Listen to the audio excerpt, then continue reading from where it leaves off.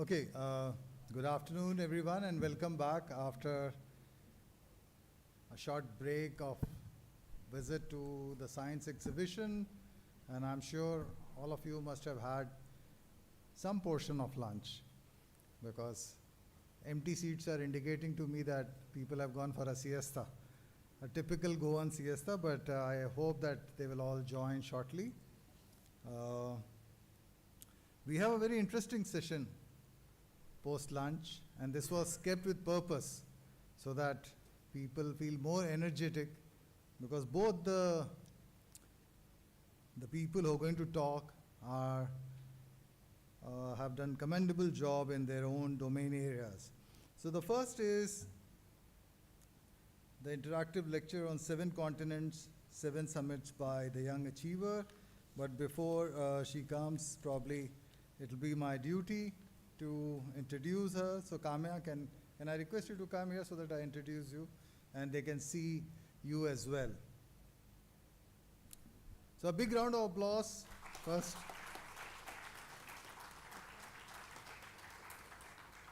So we are lucky that we could catch hold of Kamya and Commander Karthikeyan. So Kamya Karthikeyan is Commander S. Karthikeyan's daughter, who is an Indian Navy personnel, and she's a student of Navy Children's School, Mumbai, all of 17, a mountaineering, passionate, and some may like to call a prodigy ski mountaineering athlete. And on 24 December 2024, she unfurled the tricolor on the summit of the highest peak in Antarctica. So that deserves applause. Thus accomplishing an incredible feat of summiting the highest peak of all 7 continents. She thus became the youngest female in the world to complete the 7 summits challenge at just the age of 17. In the course of the journey of Kamya, she became the youngest Indian and the second youngest girl in the world to summit Mount Everest from Nepal side at the tender age of 16. Commendable, I must say. And the more I read, the more I feel that I have done very less. The youngest girl in the world to summit Mount, how do I pronounce it? Aconcagua, the highest peak of South America. I wanted to test her. The youngest non-American to summit Mount Denali, the highest peak of North America, at 14 years of age. The youngest person in the world to ski down from Mount Elbrus, the highest peak of Europe, at the age of 10 years. And the youngest girl in the world to summit a peak above 6,000 meters at the age of 9 years. So she is the recipient of the prestigious Pradhan Mantri Rashtriya Bal Shakti Puraskar, the highest awardee for Indian citizens under 18 years. And of course, she has won many accolades. The Prime Minister referred to her in Man Ki Baat, and that itself speaks volumes about her credentials. And probably something that I have read would probably give you goosebumps as well. So she was felicitated by the PM of Nepal on Everest Day on 2024. When is the Everest Day celebrated? Her story has been covered widely in media, and I recently saw her on the ET Global Business Summit. So I was proud that we are having you here very shortly. So the mountaineer in her is a skilled ski mountaineer athlete with 2 senior national medals in Khelo India Winter Games, and aspiring to win for India. And she wants to become the youngest person in the world to complete the Explorer's Grand Slam, which is the ultimate adventure challenge to complete the 7 summits and the ski travels to both North Pole and South Pole. So how wonderful is this? And of course, pleased to say that she has done many things, and I'm not going to read everything, but I can only say that I'm jealous of you. Number one, Number two, I'm proud of you, and I'm so thrilled that Commander Karthikeyan has taken you and taken all the trouble in spite of being in the service and brought you here. So thank you, and thank you for accepting our invitation. And we hope that your association with NCPOR would instill more energy and confidence into those SUSE Guard scientists who are still having lunch. So with that, I welcome you, and the floor is yours. तालियां थोड़ी जोर से बजाइए please.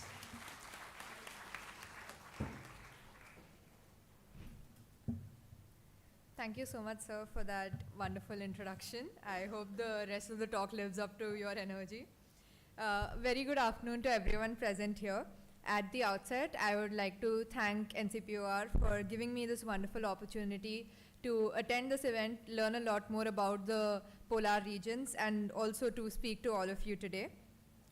Some of you already know about me. For the others, I'm Kamya Karthikeyan. I'm a 17-year-old mountaineer and a class 12 student at Navy Children's School, Mumbai. I'm here to talk to you today about my mission, Mission Sahas. It's a journey that has taken me to the literal extremities of the world. My journey began a long time ago when I was still on a baby sling. In my formative years, I tagged along with my parents on small trails in the picturesque Lonavala, the lap of the Sahyadris. Initially, I would crawl up these trails, which subsequently turned into baby steps and created deep impressions in my mind. When I was 6 years old, my father was sailing in submarines and also climbing mountains as part of naval expeditions. Missing him, I would ask my mom, why does Dadu leave us to go to the mountains again and again? And in return, my mom said, let's go and find out for ourselves. And thus began my journey with the mighty mountains. Over the next few years, I did many treks in the Himalayas with my mother, venturing on beautiful trails like Chandrashila Peak, Harkidun with our family and friends when I was 8 years old, followed by a back-to-back trek to Kedarkantha Peak to test my endurance. Rupkund, which was my first real high-altitude trek in October of the same year. It was also my first Himalayan trek with my hero, my dad. Many more Himalayan treks followed suit in the next few years, like Brighu Lake and Sarpas in the summer of 2019. After gaining some experience in the Indian Himalayas, in May 2017, I had my first opportunity to seek an audience with Mount Everest when my mom and I traveled to Nepal to undertake the Everest Base Camp trek. After 7 days of tough trek, we finally reached the biggest base camp in the world, and I had my first rendezvous with Sagar Mata. I unfurled the tricolor at the base camp and made a promise to the mountain to return again and to climb all the way up to the summit the next time. With the experiences gained and confidence in my abilities, we traveled to Leh in August of 2017 to attempt my first 6,000 meter plus peak, Mount Stoke Kangri. Earlier in 2012, I had traveled to the roadhead of this mountain to bid farewell to my father when he had first attempted climbing it. At that time, I had asked him, when can I climb this mountain? And after 5 years of hard work and training, I was on the summit of Stoke Kangri in the morning hours of 7th August 2017, just 3 days before my 10th birthday. I had become the youngest girl in the world to climb a peak above 6,000 meters. It wasn't an easy climb. The climb on the summit day alone lasted 19 hours. When I got back to the camp about an hour before my parents, they came in and found me eating Maggie and solving Sudoku after walking for 19 hours. My dad was surprised and came up to me and asked, Kamya, do you realize that what you've climbed is higher than the highest peaks in 4 of the continents? To which I replied, can I climb the others as well then? And there was born Mission Sahas. Mission Sahas is my endeavor to complete the Explorer's Grand Slam. This is an ultimate challenge in mountaineering, like Sir said, to climb the highest peaks in all the 7 continents and to ski to the North and South Poles. It has only been accomplished by 75 mountaineers till date, of which only 15 are women. I aim to become the youngest ever to accomplish the feat, a title that is currently held by a Japanese climber at 21 years of age. I set out on my first milestone of Mission Sahas, Mount Kilimanjaro, in October 2017 with my mother. After 4 days of trekking through varied terrains, which felt like a real-life fast-track geography class, and gaining about 1,000 meters of altitude every single day, we finally reached Gilman's Point on the crater rim of the dormant volcano and the world's highest freestanding mountain, and I had reached the roof of Africa at just 10 years of age. For the benefit of all, the climb was almost like climbing a 333-storied building every single day for 4 days continuously. I recently climbed this peak again to commemorate finishing the 7 summits, and while I thought only I had grown up, the real-life model of the mountain displayed outside the national park had also grown with me. Next on the list was Mount Elbrus in Russia, the highest peak of Europe. Our first day in Russia was spent arranging the logistics, and we just couldn't seem to find climbing boots of my size. A lot of the shopkeepers would often joke as to who in their right mind would bring such a young kid to climb Elbrus. Finally, with no alternate options available, we had to settle for a pair of snowboarding boots. After a cold and tough climb, we finally summited the peak on 14 June 2018 and completed my second of the 7 summits. It was special to be standing on the summit as a family just a day after my parents' 15th wedding anniversary. I didn't just reach the summit, I also skied down, the youngest ever to do so. Can you believe that I had to climb the peak wearing snowboarding boots, sit on the summit, change into skiing boots, and then ski down? But that's a story for a different time. Next up was Mount Kosciuszko, the highest peak in Australia, which again was a mom and daughter affair. Kosciuszko is not a very high peak and is only a one-day hike to the summit and back, but unfortunately we faced extremely high winds while we were there. But nevertheless, we bashed on and summited on the 23rd of October 2018, the only ones to do so on that day. With a third of the 7 summits completed, the next aim was to climb Mount Aconcagua, the highest peak in South America. It stands tall at almost 7,000 meters, despite not being a very technical peak. So this makes the altitude a very important defining factor in the outcome of any expedition. Also, the location of the mountain way south of the equator and its proximity to the Pacific shores make it susceptible to extreme weather conditions and high winds. Additionally, we would also have to tackle chilling cold temperatures. With a success rate of only 30 to 35%, which is much lower than even Mount Everest, many who attempt the peak are forced to turn back and descend. All this meant that we had to train further and train harder. So we traveled again to our favorite playground, Ladakh, to climb Mount Mentor Kangri 2, a tough peak overlooking the beautiful Somoriri Lake. We summited my second 6,000 meter plus peak on 24th August 2019 at just 12 years of age. With a successful climb on this mountain reassuring our preparedness, we were now confident of taking on the challenges of Mount Aconcagua. And yes, we did reach the summit of Aconcagua on 1st of February 2020, my 4th of the 7 summits completed. I also became the youngest girl in the world to climb this peak at 12 years of age, but this didn't come easy, a story that I'll share later in this talk. During the next 2 years of COVID restrictions, we had to keep our focus, discipline, and continue to train hard. Finally, in June of 2022, we set out on my 5th of the 7 summits, Mount Denali, the highest peak of North America. Located in remote Alaska, Denali is rated as one of the toughest climbs of the 7 summits. A small aircraft with specialized ski landing gear takes climbers to the icy Kaltna Glacier, from where the expedition begins. Since there are no porters on the mountain, we had to carry not only our 20 kg backpacks, but also a 50 kg sled with our tent, fuel, food, clothing, and equipment required for the 3-week-long expedition. This was very new to us, as we had previously only climbed majorly in expeditions with adequate logistics. Here are a few glimpses from our beautiful yet challenging and extremely dangerous climb. The mountain was full of deep crevasses and steep slopes where we had to drag our heavy sleds. Ironically, it was even more difficult to bring the sleds down the slopes than it was to pull up. You would be surprised to know that this picture was taken at 11:30 in the night. Being so high up near the Arctic Circle, we had barely a few hours of night time, which gave us plenty of time to walk throughout the day.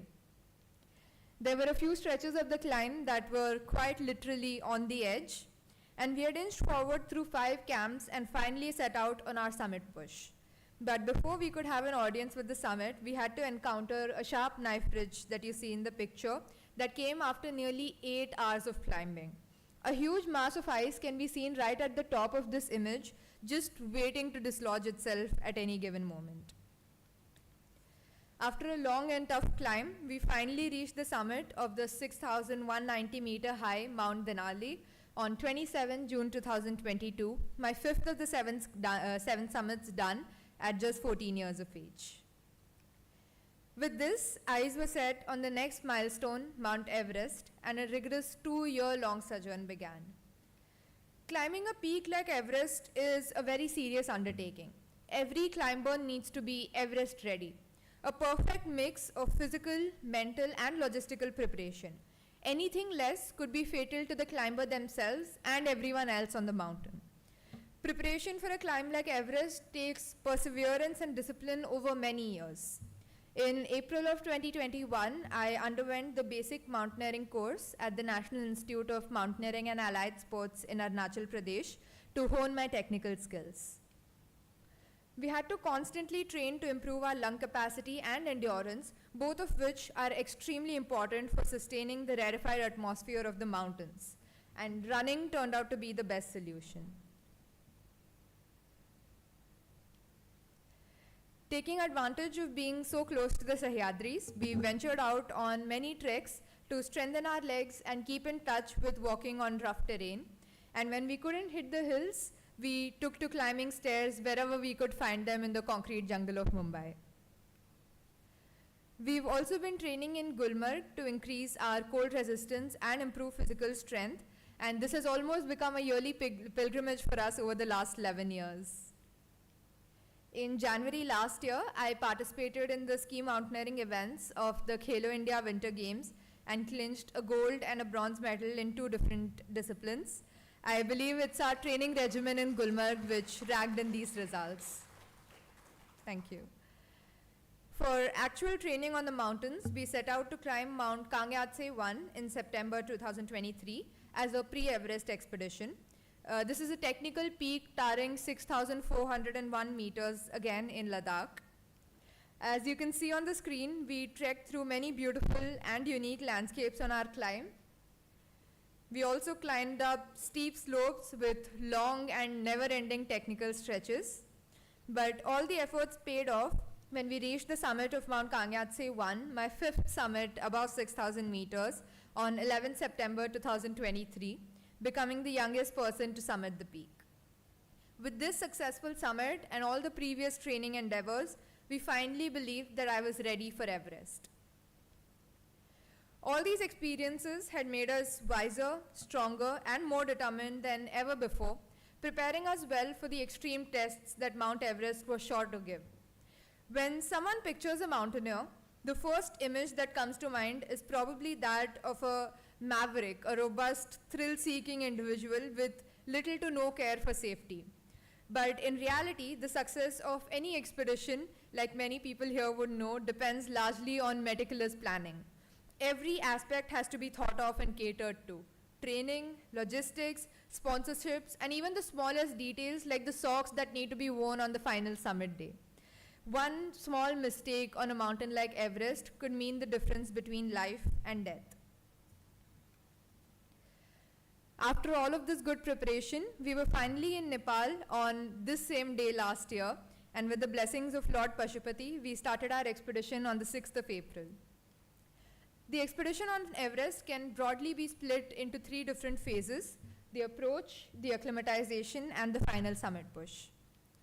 In the approach phase, climbers trek to the Everest base camp, a temporary village of sorts that is set up between 5,250 to 5,350 meters, stretching about 1.7 kilometers long. Trekkers fly from Kathmandu to a dangerously located airstrip called Lukla, from where the trek begins, and the trek passes through various villages and temporary settlements before finally reaching the base camp. There are 4 camps beyond the base camp on Everest. During the acclimatization phase, mountaineers progressively climb up to Camp 3, which is at a height of 6,800 to 7,000 meters. This is done gradually to let the body adapt to the rarefied atmosphere. Once the acclimatization cycle is complete, climbers rest and recuperate at the base camp, awaiting the opening of the most favorable weather window for the summit. Some of you may be surprised to learn that the summit of Everest is continuously swept by jet winds at speeds of 150 to 200 kilometers per hour. And there are very few days every single year when these winds move away from the summit of Everest, and those are the days when mere mortals like us can actually stand on the summit of Mount Everest. So every climber and every team times their summit push to catch this most favorable weather window. After all our preparations, we finally started our trek from Lukla on the 6th of April. The scenic route to the base camp winds along the gushing Dudh-Koshi river, originating from Everest, and is laced with a mesmerizing landscape. I had a few nostalgic moments recreating pictures from my previous trek on the hanging bridges across the river. We also had some gifts to deliver. When I had trekked to the Everest Base Camp in 2017, I was deeply moved by the difficulties faced by the Sherpa children just to get to their school in the high altitude and harsh terrain, and I wanted to be of some help. With the help of a few benevolent organizations, we managed to give a good pair of school shoes to 50 students of the Sir Edmund Hillary School in the remote village of Khumjung in the Everest Valley. It was really heartening to see the smiles on their beautiful faces. We finally reached the Everest Base Camp on the 13th of April, and this campsite, which was located on top of a moving river of ice, was going to be our home for the next 2 months. Once we were comfortable with the altitude at the base camp, we set out on our first acclimatization rotation to climb Mount Labuche East, a 6,119 meter high peak in the same region. The climb actually turned out to be tougher than we had expected due to lack of fresh snow, which resulted in us having to climb the steep slopes on either rock or hard blue ice. But after nearly 8 hours of climbing, at 8:40 in the morning of 18th April 2024, we reached the tricky and narrow summit, which couldn't accommodate more than 2 to 3 people at a time, and I had summited my 6th 6,000er. After the summit of Mount Labuche East, we were back in the base camp to prepare for our next rotation in the mountains. On 22nd of April, we headed out into the much feared Khumbu Icefall for the first time. The Khumbu Icefall is a mystic, out-of-the-world landscape that distinctly distinguishes the climb of Everest from the Nepal side from that of the Tibet side. But I wouldn't say it was scary. It was majestic and serene. Perhaps our preparation had drastically reduced the fear and uncertainty surrounding the icefall in our minds. We climbed about halfway up the icefall to acquaint ourselves with the terrain that we were going to have to traverse multiple times throughout the expedition, and then return back to camp the same day. The next rotation up the mountain saw us climbing all the way through the Khumbu to Camp 1. The icefall revealed itself in all its glory, and these are a few snippets. We can see the length and width of these huge cracks, which can be more than 50 meters deep at some places.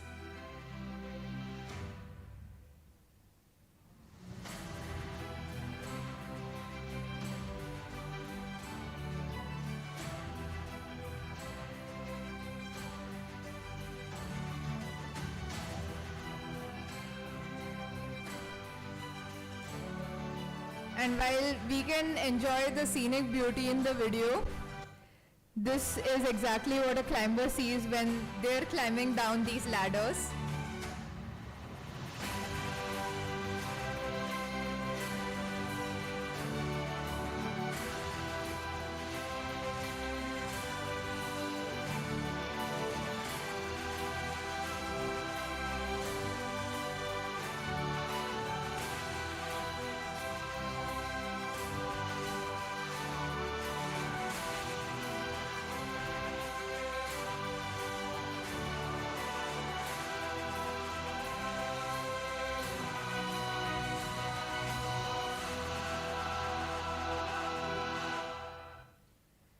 And that is Camp 1 for you all, the tiny yellow dots lining the end of the vast snowscape that we call the Western Kum. Those lines that you can see near the camp are all very deep crevasses in the snowfield. The journey continued on to Camp 2 the next day, and this time the crevasses only grew larger and more precarious. In the picture, you can see climbers finding their way up through a crevasse over a naturally formed snow bridge. These snow bridges could collapse at any given time and swallow an unwatchful climber. On reaching Camp 2, we had a much needed rest day before moving on to the next segment of our acclimatization.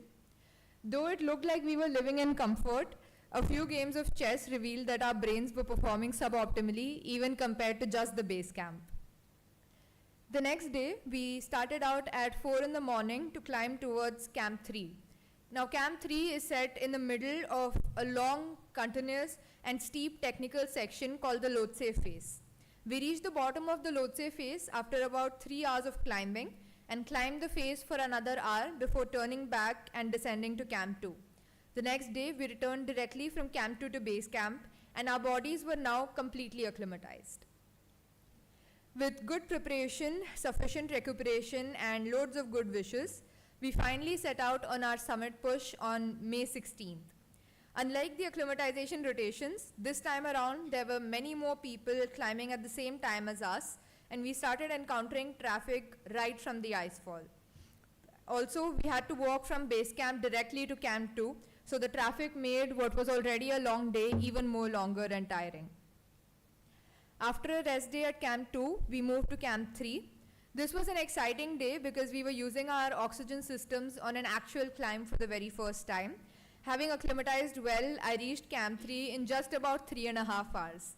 You might remember that in the earlier rotation, it had taken us 3 hours just to get to the bottom of the Lhotse Face.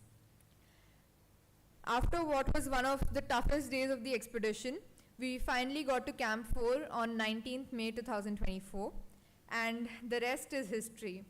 We stood on the highest point of the earth in the afternoon of 20th of May. It was a dream of many years coming true for both me and my dad. And it was a very special moment. I had become the youngest Indian and the second youngest girl in the world to climb Mount Everest from the Nepal side.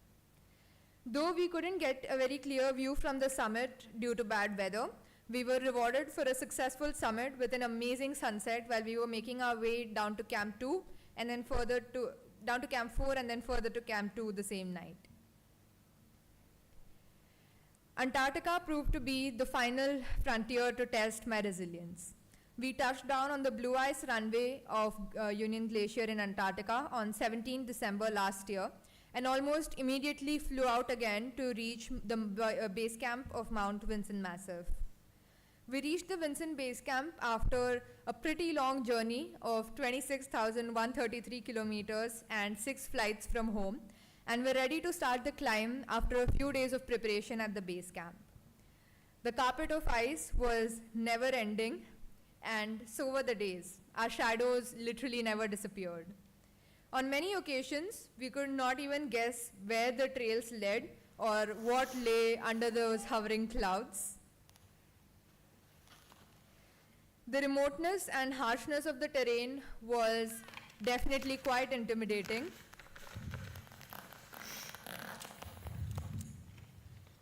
But the results were just as rewarding.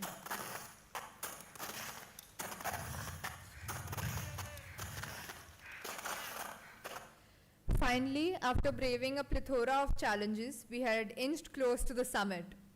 Years of hard work and perseverance were converging into a major milestone of accomplishing the 7 summits. And yes, we finally made it.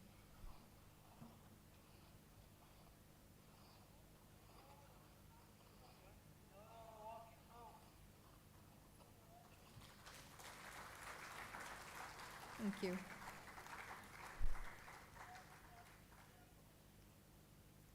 The 7 Summits Challenge completed. I had become the youngest female in the world to accomplish the feat.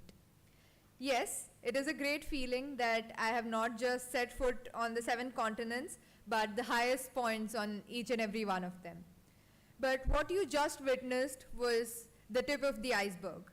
Beneath it lays a story of challenges, pain, sorrow, risks, and rejections, overcome by a never say never attitude that personifies resolve and resurgence. Life is full of unexpected challenges. No matter how much we plan, how well we prepare, how experienced we become, or how systematically we execute projects, there will always be situations that test our resolve, shake our confidence, and push us to our very limits. But it is in these moments that we discover our true strength. We had trained extensively and accumulated the necessary experience to ensure that I was physically and mentally prepared for the vagaries of a high peak like Mount Aconcagua back in 2020. But in January 2020, when we reached the Argentinian town of Mendoza, the gateway to Mount Aconcagua, we discovered to our horror that the real challenge wasn't the mountain itself, it was bureaucracy. Due to sudden changes in the rule positions, we found ourselves in the middle of a courtroom battle in Argentina just to obtain a climbing permit for a 12-year-old. With no precedence, the judge at the juvenile court wasn't even ready to hear our case and was actually antagonized when we obtained a ruling from a high court that they had to take up the case nevertheless. We were sent on errands to obtain psychological evaluations, medical certificates from cardiologists, physiological validations by sports medicine specialists, and whatnot. But we endured and went through the motions. And God sent a few knights in silver armor, like our lawyer, Mr. Arturo Erisi, to hold our hands. 2 weeks of relentless effort, media and public support in an alien land, and we finally secured our permits, only to face our next hurdle, this time on the mountain. Despite climbing strong, the guides doubted my abilities due to my age and wanted to turn us around somehow to avoid risking any exigency and by extension their reputation. On the 11th day of our expedition, while we were climbing to our summit camp, they took advantage of a brief stop to warm our hands, misinterpreted it as signs of high altitude sickness, and forced us to descend. To our dismay, even though the doctors cleared me at a high camp, the guides had sent our tents down to the base camp, leaving us with no choice but to descend further down the mountain. But on the way back, I picked up courage and told my dad that we weren't coming down because of our own shortcoming, but due to someone else's wrong judgment. I refused to let someone else's misdeed define my journey. With determination, we fought for a second chance and rightfully got it. So when I was given that second chance, I gave it everything I had. We met our second savior angel in the form of our new guide, Peluca, who believed in me and my dream. We eventually climbed the entire mountain a second time to set foot on the summit of Mount Aconcagua, and I became the youngest girl in the world to summit the peak. Though the physical, mental, and logistical preparations were to the T, we ended up learning that sometimes life throws unexpected challenges your way. But like the famous dialogue goes, अगर आप किसी चीज़ को शिद्दत से चाहो तो पूरी कायनात उसे तुमसे मिलाने की कोशिश में लग जाती है. After Aconcagua, we returned to India in jubilation. I was even appreciated by the Honorable Prime Minister in his Mann Ki Baat, but lo and behold, the world suddenly shut down for 2 years. COVID had struck. But my mission was far from over. We had to stay focused, maintain our discipline, and continue to train hard despite the restrictions. Preparing for higher peaks like Denali and the mighty Everest required training in hilly regions, which felt like an impossible dream locked up in a 1,000-square-foot house in the concrete, thickly populated Mumbai neighborhood. But we weren't one to be deterred, so we adapted. We evolved our training regimen, conditioning ourselves by climbing the stairs of our 20-storied building at odd hours when the rest of the world was asleep. Moving forward, Mount Denali tested my mental fortitude in ways I had never even imagined. It wasn't going to be a normal expedition. Firstly, none of the 7 certified operators were willing to take me on the climb. Why? Because I was 14, a girl, and that too from India. When no one else believed in me, my dad did, and we teamed up with 2 other Indian climbers and headed to Denali, a dreaded and treacherous peak, unguided. Our training and preparation paid up, and we finally did end up summiting.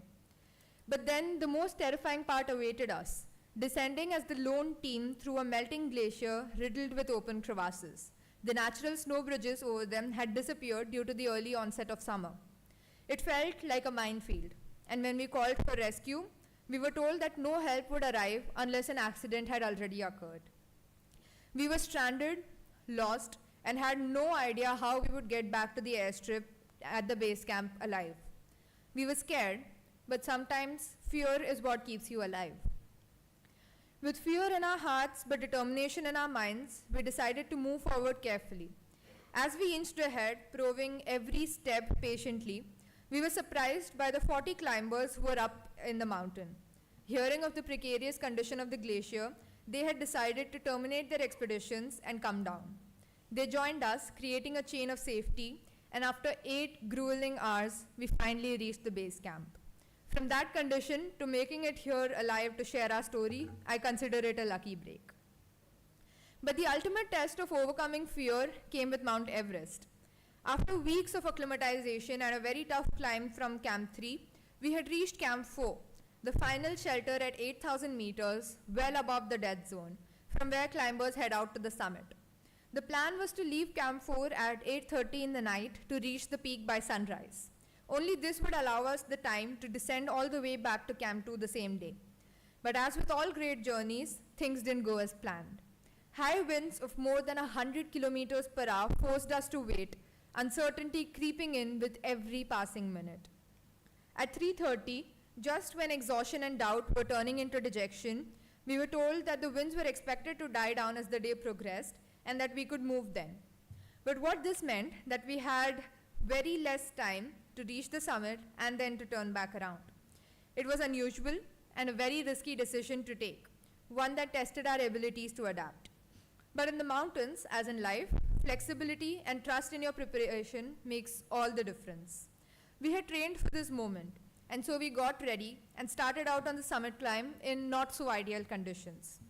We decided to push forward with all our might, as we didn't want to be stuck in the long line of 200 plus climbers who were coming up to Camp 4 behind us the next day. The climb was brutal. Each step felt heavier than the last, the cold biting into our bones.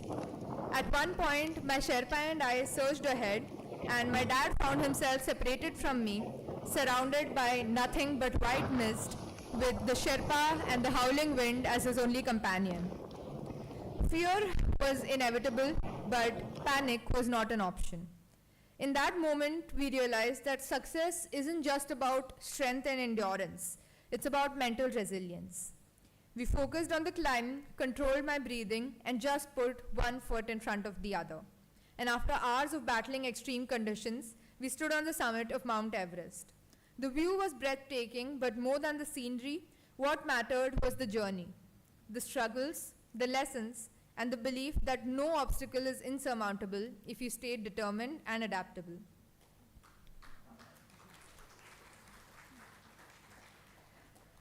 Okay, to sum it up, here is a recap of my short climbing experience. These mountains weren't just physical obstacles. They were lessons in persistence, courage, and trust. The instances that I just quoted were still just the tip of the iceberg. There are many more challenges: managing my schooling alongside demanding requirements of professional climbing, securing funds for the resource-intensive climbs, coping with the loss of dear ones on expeditions to unfortunate accidents, and many, many more. Every challenge that we face has shaped me into who I am today, and my lessons have just begun. I was supposed to head to the North Pole on the 5th of April.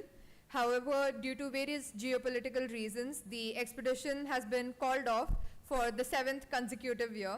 We're now exploring options to be able to reach the North Pole next year.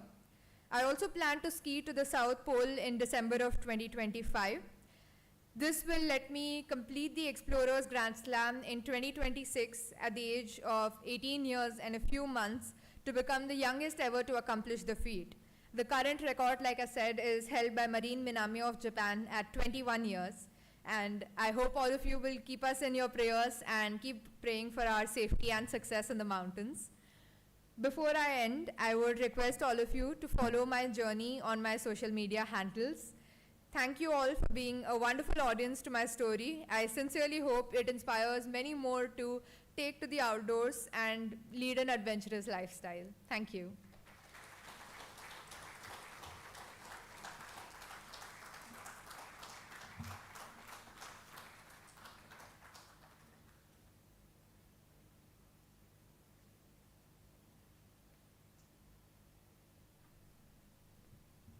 Thank you, Kamya, for wonderful, wonderful. Yes, please.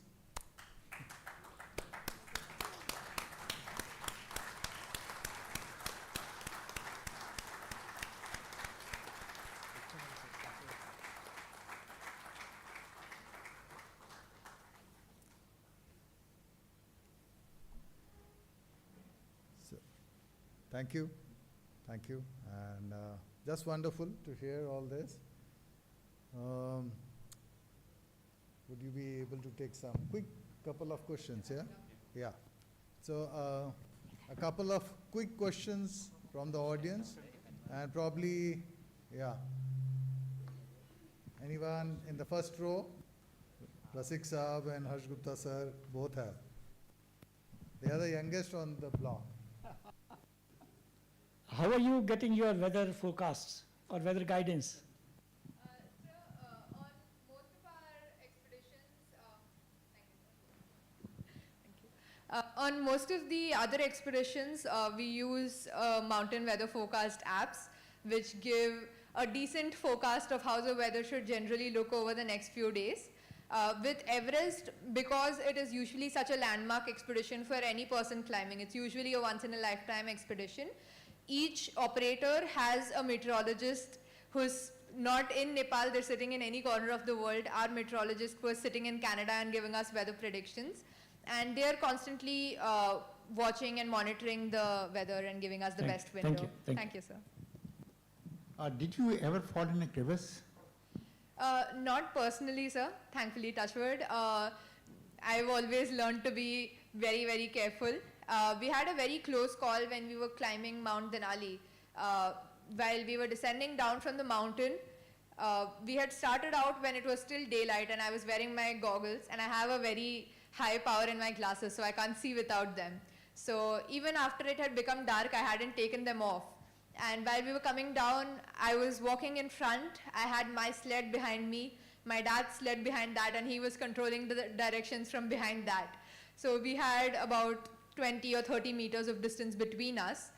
And as I was walking, of course, the route markers had already fallen because the snow was melting very quickly. And the route marking flags used to fall down. And with the evening winds, they used to get covered. So we didn't know which way we were going. And I was merely following the footsteps I could see from previous climbers. And at one point, as I was climbing, my dad just screamed at me from behind to stop. And we could just see the footsteps going forward and just abruptly stopping, just maybe 4 steps away from us. Because there used to be a snow bridge there which had fallen because of the summer. So we had a very close call. Another one of our teammates who was coming a little bit behind us had fallen knee-deep into that crevasse. So that is where I think even we had that first sense of something is wrong and we're going to need help with this expedition getting back. What scares you? I think a lot of things, sir. I think as a mountaineer, we accept that even though we plan everything, at the end of it, us climbing or not is up to the mountain. And of course, there is always that little bit of fear of what if there is something wrong with the equipment, my oxygen mask doesn't work, or the weather turns bad, or there's an avalanche, and all of those fears are definitely there in the mind. But I think with a risky sport like mountaineering, having that kind of fear is a good thing because it lets you make very rational decisions on the climb. Last question. How high you have been without oxygen? Without oxygen, I think the highest I've been is Mount Aconcagua, which was 6,962 meters, so almost 7,000 meters. God bless you. Thank you, sir. Any quick question? Okay, Soni Saab, you can ask. Yeah. So a great Kamya. I have Thank you, sir. really no words on your achievements. But how many records of daughter or parents with the daughter? I think all the 5 of the 7 summits that my dad and I have climbed together have been a record probably for dad and daughter. There is another pair of dad and daughter who climbed the 7 summits together. So we are the second dad and daughter to have done it together. But I think that's a more special experience more than anything because I started climbing because of him, and then to be able to finish the 7 summits with him is definitely very special.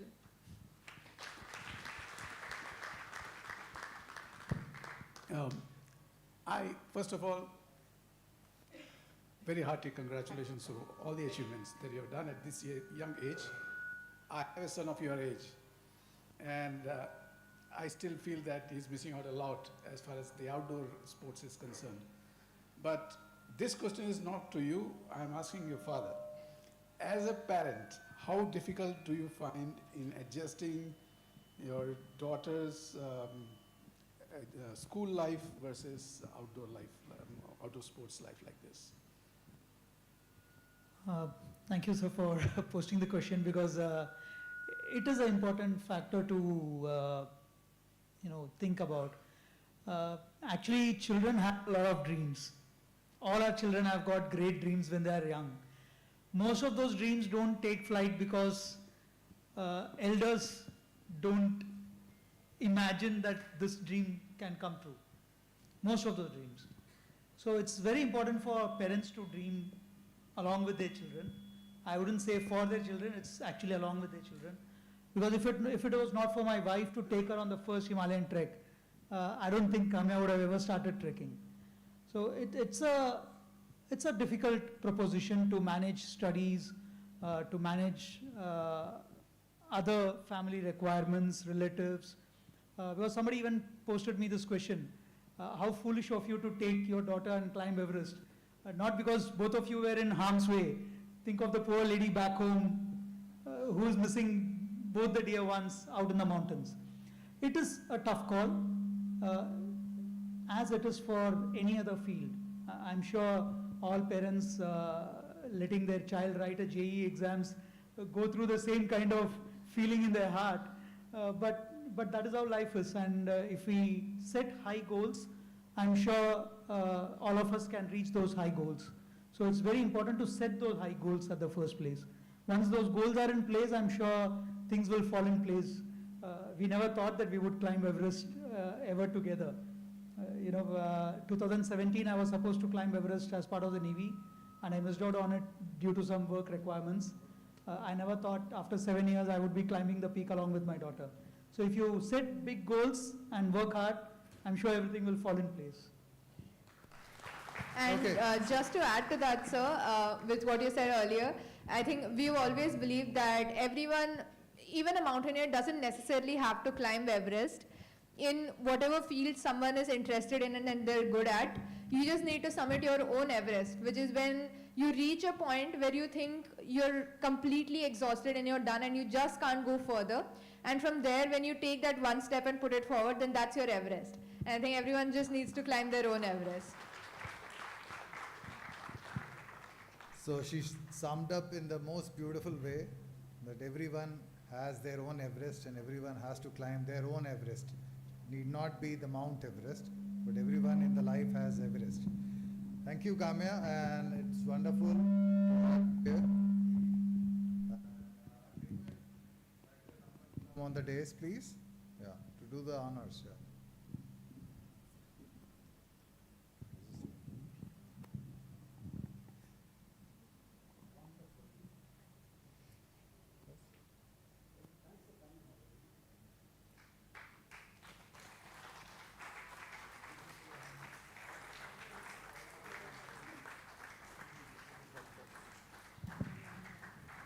एक बार थोड़ा जोर से ताली बजाइए.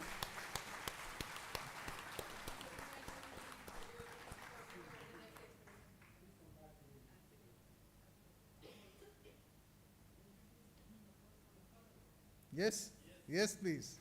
Commander Karthik.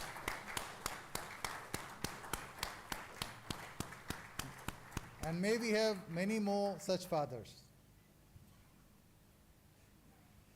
Okay, so after an inspiring talk, and probably everyone was out of the slumbers, the sleep, if there was any little one post the meal, and this talk was something that gave goosebumps to everyone, and at least I can say for myself that I feel very small in front of her when I see her achievements.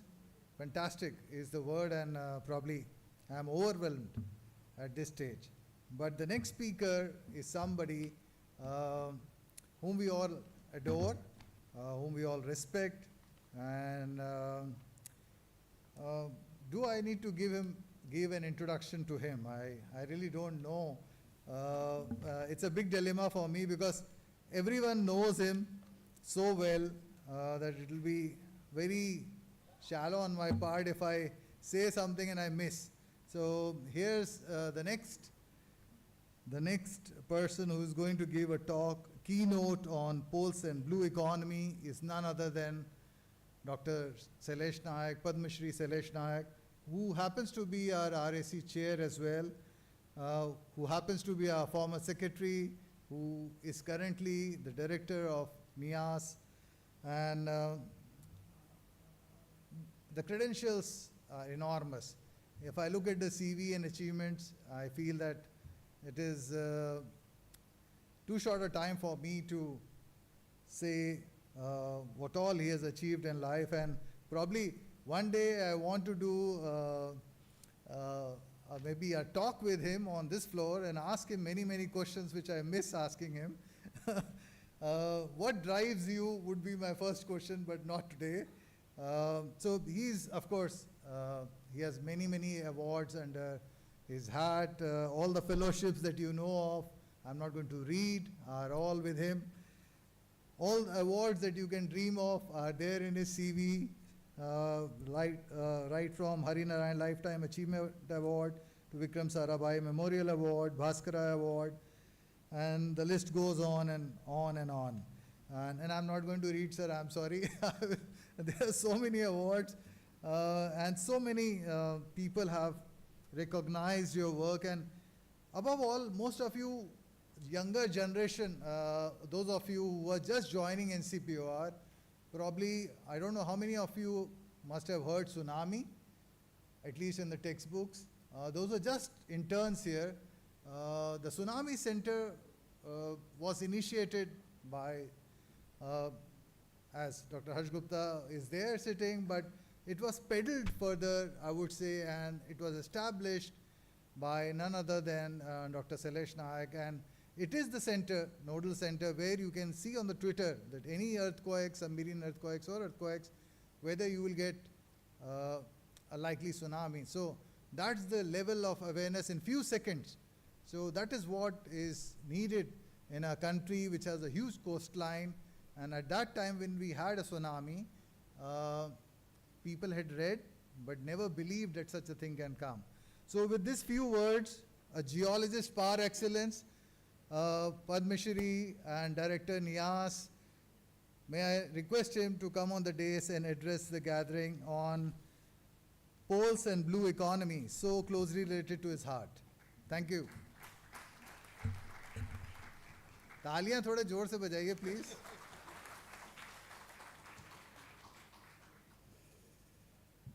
Thank you very much. It's really a tough job for me after the fantastic talk by Kamya. And this would be little completely on a different time scale. As you know that polls, of course, you know very well. And the term blue economy has been coined few years back, few decades back, 1990. It is ocean-dependent economy, but it is not only the developmental activities. It includes inclusive development with the environmental and ecological security. So it is something which is sustainable. The word sustainable includes into a blue economy. So normally we don't call sustainable blue economy. Now why it is important? Because the dependence on ocean is increasing day by day. If you see currently most of the energy source is coming from ocean. And as we move forward, because of the impact of climate change and many other things, our dependence on ocean is going to increase.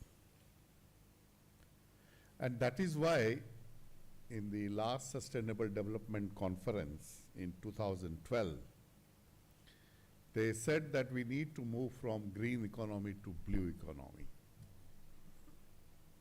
And then it was followed by Sustainable Development Goals, where the goal 14 is life underwater, which advocates that how we can use the ocean resources while conserving it and such a way that its dividends come year after year.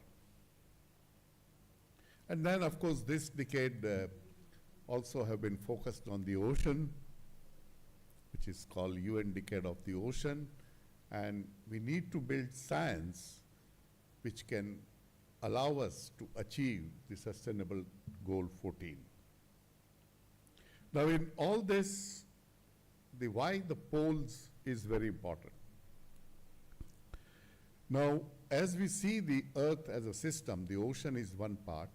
The second major part is the snow and ice, which is what we call as the poles, which includes the Himalaya as well.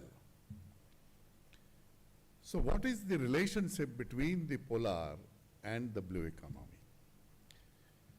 So I will try to briefly tell some of those things.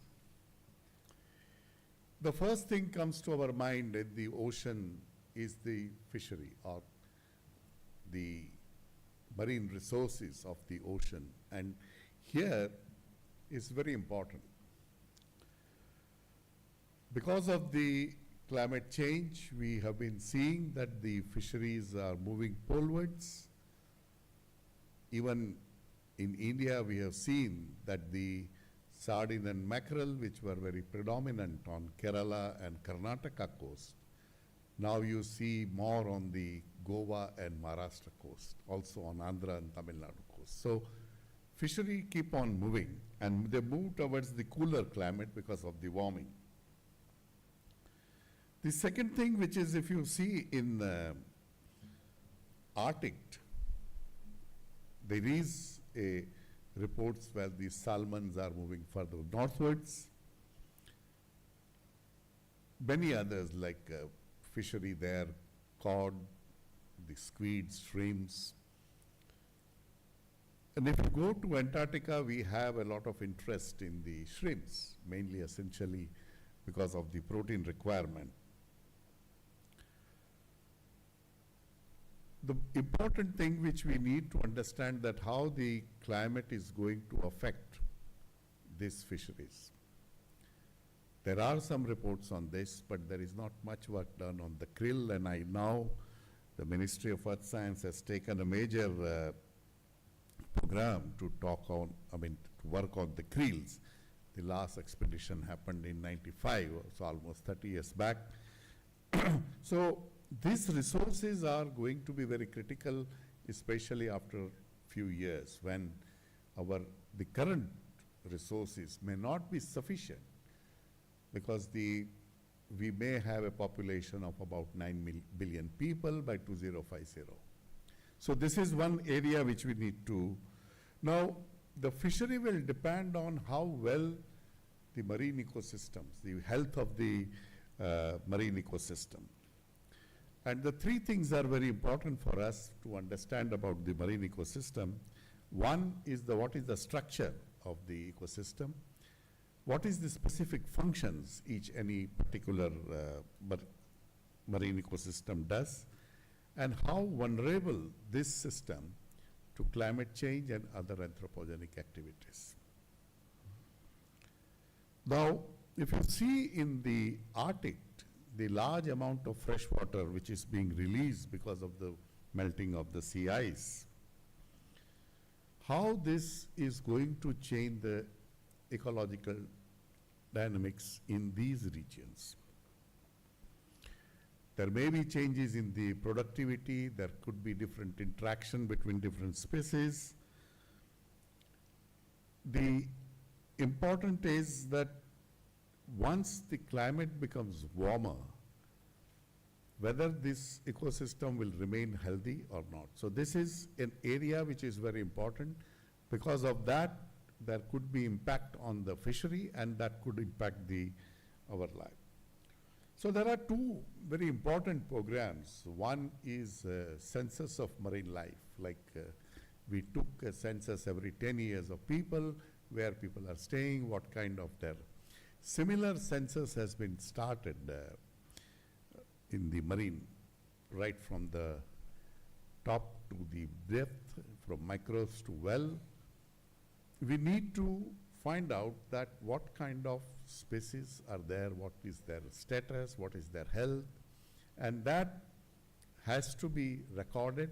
And then periodically, say every 10 years or 20 years, you should see that how things are changing, and that will tell us that what kind of changes are expected.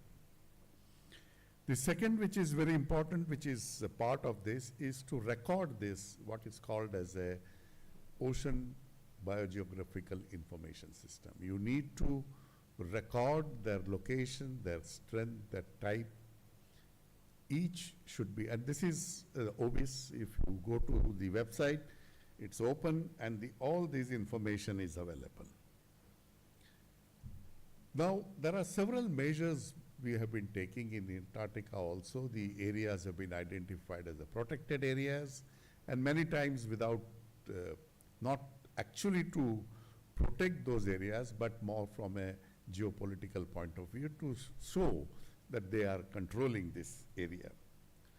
But the important thing is that we need to find out the current conservation measures, how effective they are in any marine protected areas. There are many, even we have one in the Dakshin Gangotri as a protected area. So we must continuously observe that whatever conservation measures have been taken, how effective they have been. There are other issues which are related to pollution, and most of the time we think the pollutant comes through water, through rivers and other things into the ocean, or direct discharge into the ocean. But there are now evidences, especially those who are working on Antarctica, that there could be from the atmosphere as well, which is some of the evidence have been collected in Arctic also, in Himalaya also, as well as in Antarctica also. So when we are having a resources, I think it is very important to understand what are likely contaminants which can also affect this ecosystem. The next, of course, is the critical and strategic minerals, rare earth. As you go from more fossil fuel based to the renewables, the requirement of a critical metals like cobalt, nickel, copper, and rare earth is going to become more and more important. And we need to have a clear understanding from where you are going to get. You must be reading in the newspaper that Chile political leadership is in India, and that Chile is one of the largest having about lithium. And that is why India is trying to have a collaboration with them. We have a mines in Chile. So we have going to have this kind of thing like what we are doing in the hydrothermal sulfides, polymetallic nodules. These are very long term. I mean, tomorrow you are not going to mine them, but all these things are going to be very important in coming energy. Now, when we talk of the poles, especially the Arctic, today, according to one estimate, about 13% of our oil and 30% of gas of the total world is available in Arctic to be explored and exploited. This would be very important for us for a long-term security. Currently, we are getting, of course, from Russia, US, and the Middle East or Persian Gulf. But there could be any issues because the Persian Gulf area is not that stable. You know, there is something or other thing continuously going on. And you also will need a alternate area where from you can get energy. I understand that ONGC and all, they were trying to find some of the areas in Russia and Arctic to have the exploration rights. That is essentially to get an energy resource which is not dependent on any one particular region. Now, along with this, the very important thing is shipping. India has taken a lead long back, and the Chennai-Vladivostok corridor is essentially to build a system by which we can get the resources of Arctic through Vladivostok and to Chennai. And this is important not only for oil and gas, but also very critical minerals, which is available in Greenland. And I understand Thamban has gone to Greenland, and I think we are going to have a station. And the long-term view is that we need to have our presence in Greenland so that the large amount of critical minerals which are available, the next level we can have the access to that. When we are talking about corridor on this side, there is another corridor which is a north-south corridor, which starts from Mumbai, goes to Iran, to Central Asian countries, to Pittsburgh. So it is land come sea route, which is also linked to the accessibility to the various resources. Now, these all will have a certain amount of threats, mainly apart from the extreme event. The two things are very critical. One is the sea level rise, and other is the ocean acidification. There are reports now, the studies by the Indian, I think both INCOIS and NIO is involved, and then it may increase by 0.3 to 0.4, pH made by 2100. That's one estimates. And this can dramatically change all those things. So these threats are also to be accounted for when we are talking about various resources. The second thing which is very important is that we are now collecting large amount of environmental data on the variety of instruments and the vehicles, platforms. But this we will need to include with the economic and social data so that we understand that how this would be useful. Now, the data which are collected, say for economic or socio-economic data and the environmental data are quite different way. So the integration of this would be a major challenge. And that would be possible if we convert our environmental data is what we call as a digital ocean. Because you collect the same parameter, let's say sea surface temperature, by variety of means, through satellite also, through thermal, to microwave, by CTD, by the XVT, Argo, and many, many others, you know, all.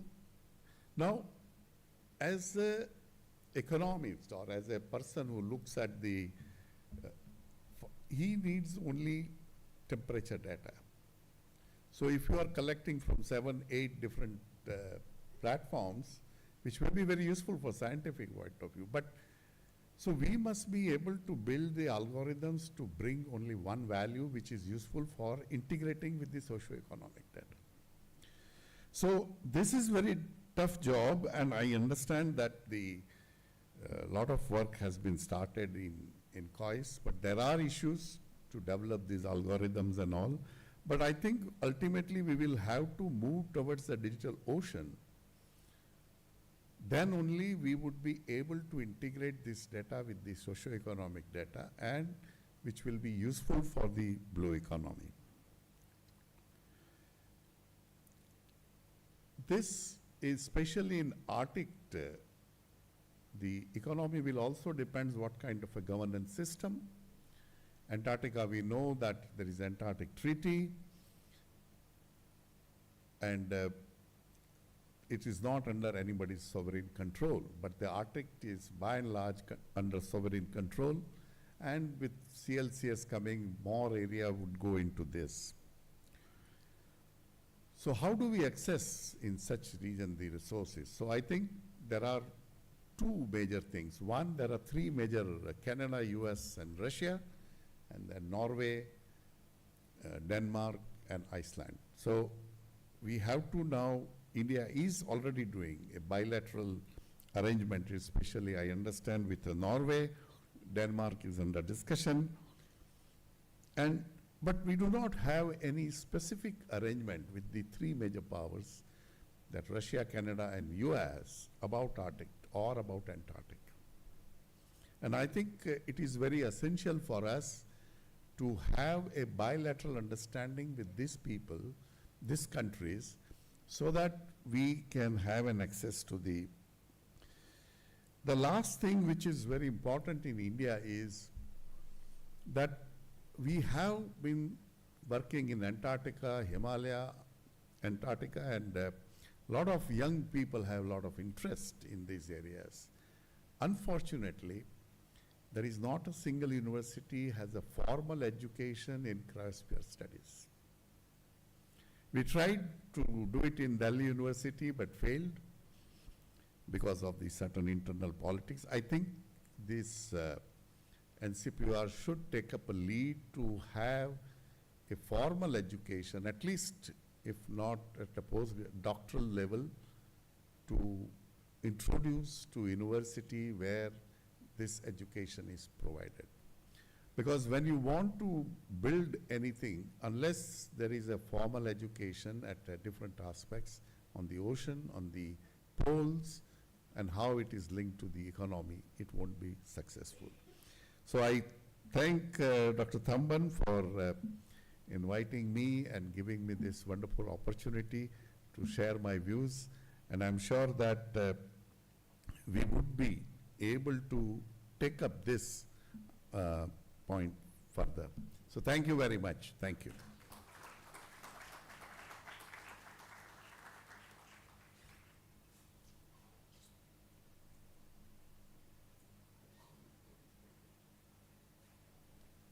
So a couple of quick questions, if there are any.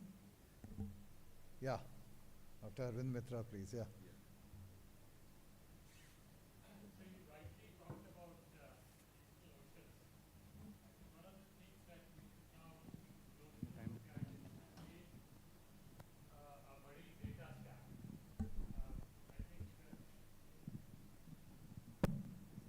We should now start looking at creating a marine data stack as we are doing for agriculture and health, because that's how the digital oceans will be created. And I think an interdepartmental sort of understanding to create and populate that stack would be very, very useful. I just wanted to, ask you about one thing, is the whole concept of also trying to put you very elusively talked about connecting the blue economy, the socio-economic development, and connecting with the market, of looking at a program that really supports marine startups. We were together in Bhubaneswar. We saw that almost 50 outstanding marine startups have been put together at the incubator there. And I think at a more formal level, perhaps the Ministry of Earth Sciences should create a program to support the incubation and innovation that is required in the marine sector.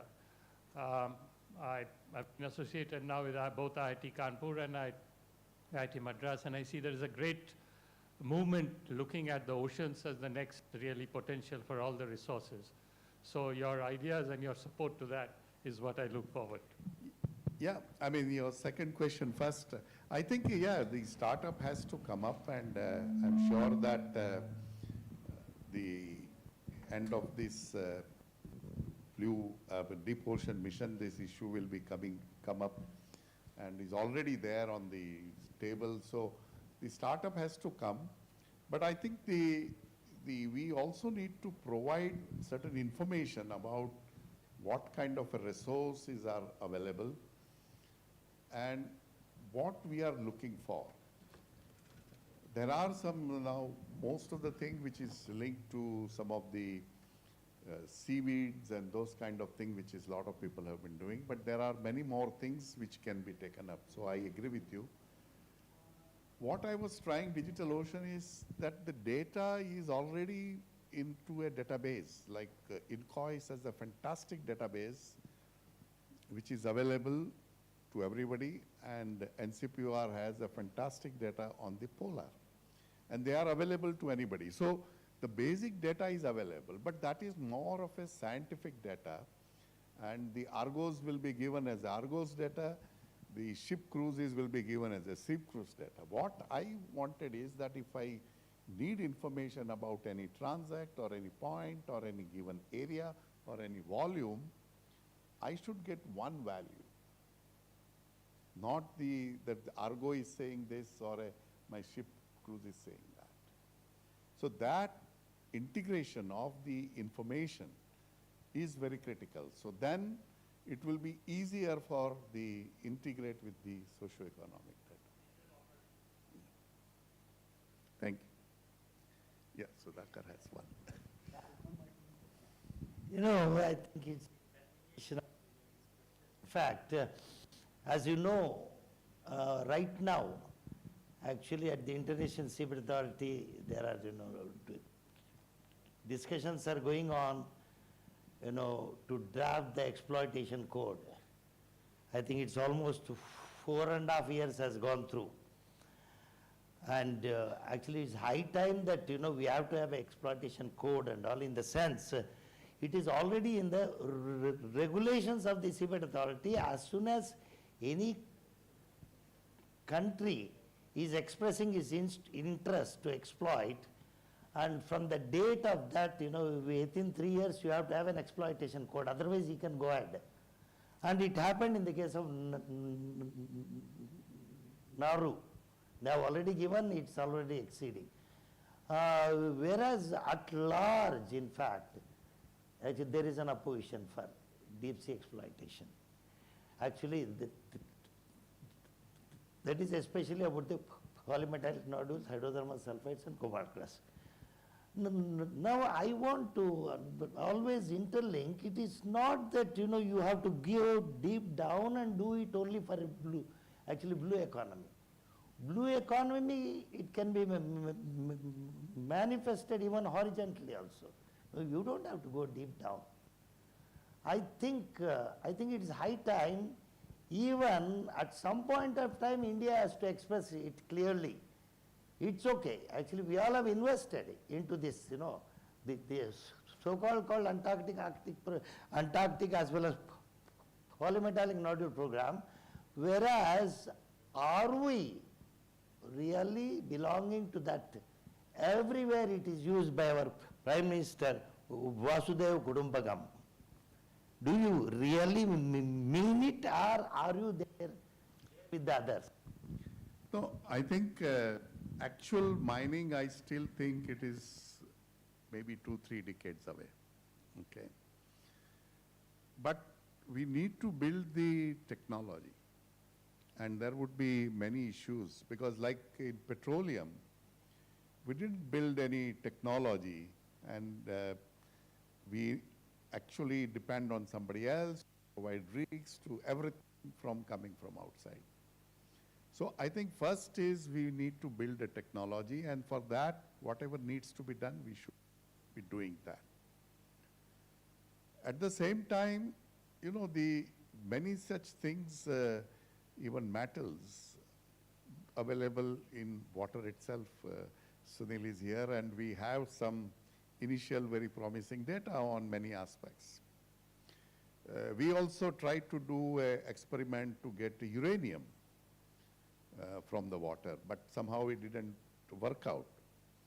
So there would be different aspects which we will have to continuously try and find out.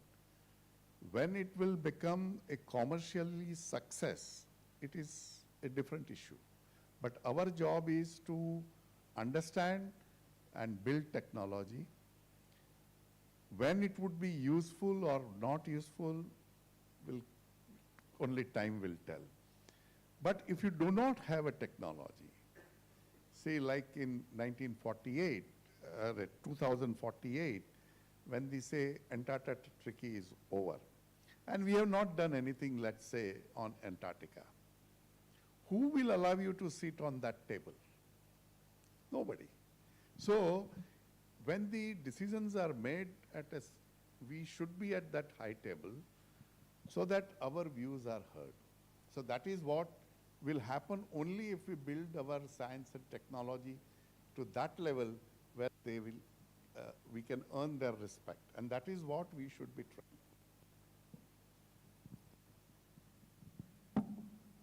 Thank you. Okay, sir, just hold on a minute. No questions. Okay, so we'll stop here because I know that blue economy, polar regions, there are vast majority of question marks and answers that will be there. So we'll stop here, but he's around, you can ask him. And I'll request Dr. Thamban to give a small token of appreciation memento.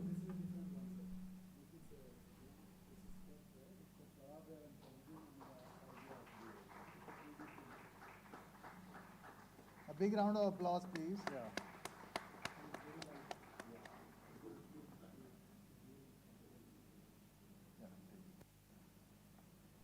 Okay, so we'll break for tea and we come back sharp 5 minutes before 4 p.m. so that we can start at 4. And so have a cup of tea, grab a tea and come back. Thank you.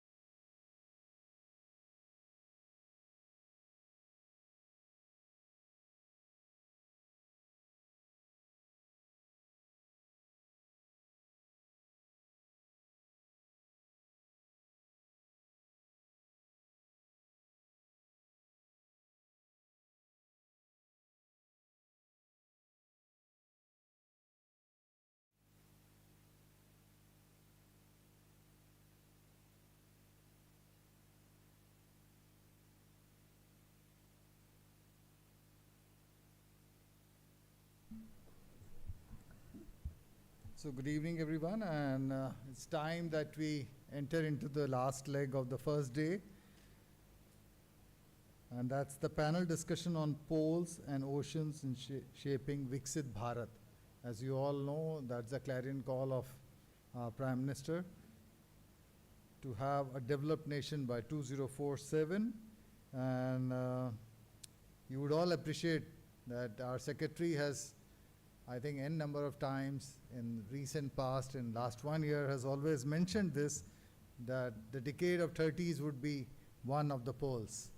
And he has been mentioning it quite a few times, and I've always pondered that why he always thinks that way, and I think it's, if you think it in different aspects, the statement is very, very valid, both economically, climate, and of course, then the related socio-economic changes that are there with it. So the panelists are people whom all of you would know, and but I'll request all the panelists, requesting Padma Shri Dr. Harsh K. Gupta, Padma Shri Dr. Sailesh Nayak sir, Dr. Rajivan sir, Dr. Sunil Kumar Singh, and our own director, Dr. Thamban, to please come and occupy your chairs before we begin the session for today's evening.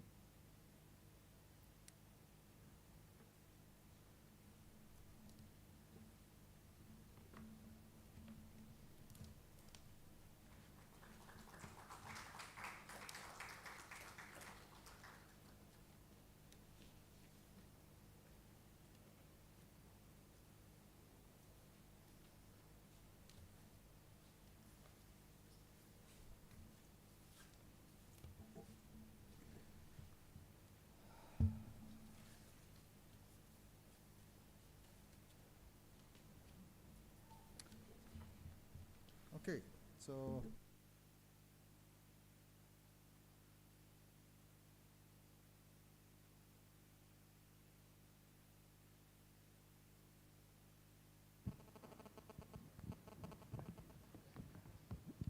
starting from my extreme left, we have Dr. Sunil Kumar Singh, Professor, the current Director of the National Institute of Oceanography, a Bhatnagar Awardee, Fellow of Academies, and then a biogeochemist, a renowned person himself, in different domain areas of isotope geochemistry. And needless to say that you can Google around if you need more detailed CV, but I'll be very brief and short. Dr. Rajivan sir, former Secretary to the Ministry of Earth Sciences, currently the Vice Chancellor of Atria University, the monsoon man, as I would like to call him here. So that's synonymous with him, looking at linkages, monsoon, variability, and those who are on Twitter, please follow him. He's very active, and you would see some very constructive ideas that he generates on Twitter, and especially on climate change and monsoon. Dr. Sailesh Nayak sir is the Director of NIAS, former Secretary of Ministry of Earth Sciences, a geologist by training initially, and then trained into remote sensing and ocean color, and now he has ideas and discussions at different levels on geopolitics of the polar regions and blue economy, and I think that he would give a lot of insights to us today on this topic. Dr. Harsh Gupta, a seismologist primarily, but then he has Antarctica on his sleeve.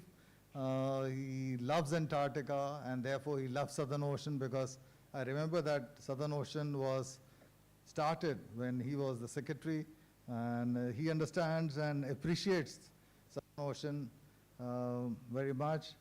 Dr. Thamban is someone whom I'll not introduce much, man of all the poles, an ice core man, has been to South Pole, and the South Pole leader is sitting himself here in the audience, Dr. Rasik Ravindra. He has been to Antarctica many times. Southern Ocean, the first expedition, he was there with us. There are many others of the first expedition, Southern Ocean, sitting here, and then he has been to Arctic, he has been to Himalaya, And of course, he started his life as a sedimentologist, and then when he came here, he switched gears and from sedimentology to ice. And I begin this session on poles and oceans in shaping Viksit Bharat, and I've introduced Viksit Bharat terminology, which the PM has made time and again a clarion call, and now every ministry and every department has been told to come up with a paper on how they see their department reaching that during the Viksit Bharat decade and thereafter, where would their departments be and what will be their goals. So probably we also did their exercise similarly to other ministry ABs, autonomous bodies, they also did the exercise. And our secretary was very, very candid in telling that you should please see that you include all youngsters into the making of this Viksit Bharat document. That you all should not make the Viksit Bharat document, but youngsters who are going to stay till 2047 should be a part, because tomorrow they should not say that we were not aware what was written in the document. Okay, so I start Professor Harsh Gupta first. Sir, we know the poles and oceans and their importance. The world knows it so well. So the opening remarks on what do you see as Indians we should be looking at when we look at the polar regions. So this will be my first starting point, and this will be valid for all on the panel initially, and then probably we go ahead as you take up from here. Thanks a lot for this introduction, and thanks a lot for including me in this panel. Important issues. So, oceans and poles. Actually, this is not working. It works all.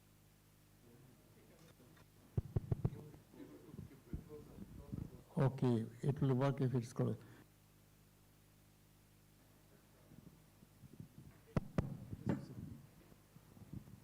So if you look at the globe, oceans and the poles constitute almost 60% of the total Earth's surface, and they control literally whatever is happening. So understanding of oceans and poles is a must for all that we wish to do to address several questions, whether the questions are related with the global warming, whether the questions are related with sea level rise, or the way monsoons are going to change with passage of time, etc., etc.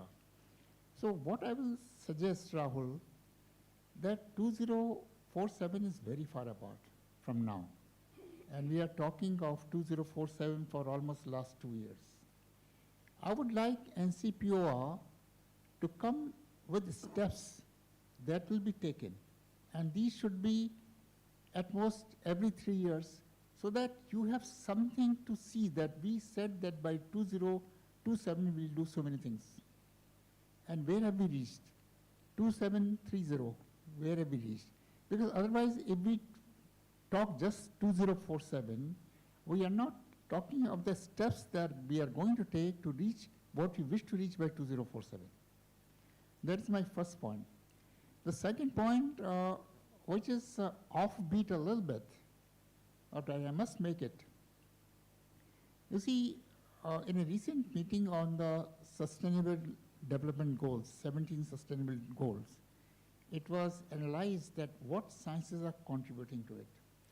And earth sciences seem to be contributing 22%, whereas biological sciences contribute 15%, chemical sciences 8 to 9%, physical sciences 5%. So earth sciences hold a very important aspect of the whole thing that we are doing. Unfortunately, when we go to school, I'm saying every geologist who is sitting in this hall or a geophysicist is by chance. it was not the choice. Because we don't know what geology is when we are 6th, 7th, 8th class.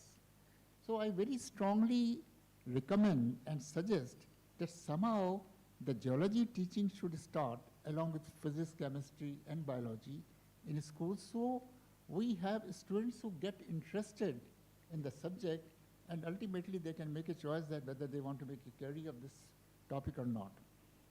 Specifically coming to NCPOR, NCPOR has taken very bold steps and very fruitful steps in establishing stations in south, north, and in the center. And you have, in your own way, contributed to the ultimate goals. But it would be necessary to quantify them and say that, okay, these are our goals, and this is how it's going to help us. And then come to the stage that what will we do in next 3 years, next 6 years, etc., etc. So these will be my initial comments on this very important topic. Thank you very much. Yes, sir. Yeah. So that was very much taken into consideration when we were building up the document, which is currently.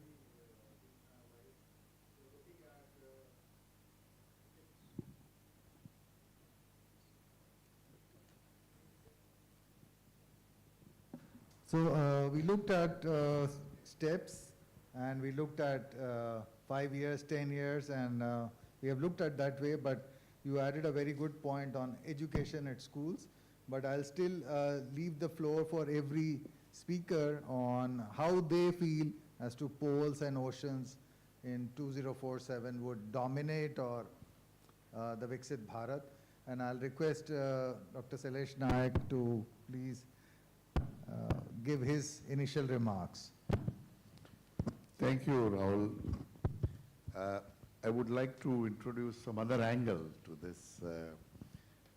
If you really see the Viksit Bharat, there are 4 major focus areas: youth, poor, women, and farmers.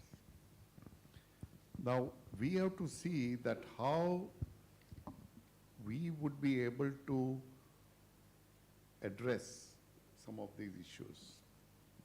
And I think I won't like to address all the point, but the farmers, I'm sorry, Rajivan is sitting, so I should not talk about monsoon, but I think the impact of poles and ocean on monsoon is very, and I think we need a very clear understanding about what is likely to happen in a short term, medium term, in the long term, in the decadal, so that we are able to have a strategy to address, say, extreme events or to droughts or those kind of things, which would be very much major contribution to this, not only for India as a whole, but I think is a globally, if we can contribute to this field, it would be a seminal contribution from India to the global problems. So I would like to add this. And thank you, sir. I'll now request Rajivan, sir, on his thoughts on where do you see poles and oceans in Viksit Bharat in 2047 as initial remarks. Okay, so as a climate scientist, again, I will emphasize the need for much accelerated research on Dr. Sailesh Nayak was also just mentioning on ocean science as well as polar research.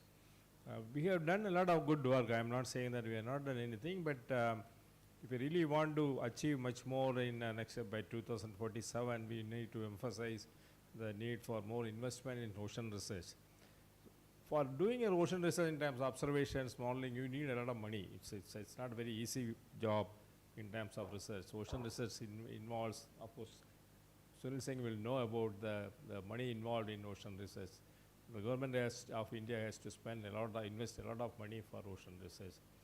And as is that ocean is a part of, not only for India, it is part of the whole globe. So we should really collaborate with other countries and participate not only in the Indian Ocean programs, even other ocean programs, we should really participate. And better understanding of how oceans are playing a role in terms of climate change, in terms of monsoon dynamics, monsoon variability. Ultimately, the more knowledge of ocean variability and ocean dynamics will improve our models. At present, the models are not really good in representing oceanic processes, especially in the coupled models. So we need to really invest a lot of observations and modeling efforts. So that is one aspect. And polar, as of course, tomorrow I will be giving a keynote address on why polar region, especially Arctic and Antarctic, are important in terms of monsoon variability. So I remember in 2018 when I was secretary, we made a bibliographic analysis of research papers published in many subjects, atmospheric science, ocean science, and polar science also. We are not even in 20s. So I think I remember Arctic science was around 23 or Antarctic science was around 21. I'm very sure now we must have gone up. But that gives an idea that where we need to really emphasize in terms of polar research. Unfortunately, we have only one institute in NCPOR doing all the kind of polar research. So as all of you are mentioning that we need to really encourage universities to participate in polar research. I think hardly any research is done in universities now. So MOES also has to come forward and support universities. Thank you, sir. And so rightly said that whether oceans or poles, they require a lot of investment. And if you look at the world sciences and the world leaders, both at poles and oceans, especially if you look at China, and you see the amount of investment Chinese do, that makes us realize that we do peanuts. And that's very, very true. So if you need better models, you need better quality data sets, you need better observations, and therefore you need to put in more money. With this, probably I'll hand over and request Professor Sunil Singh to give his idea as to what he feels on poles and oceans in 2047. Thank you very much, Dr. Rahul. When we are discussing about Viksit Bharat,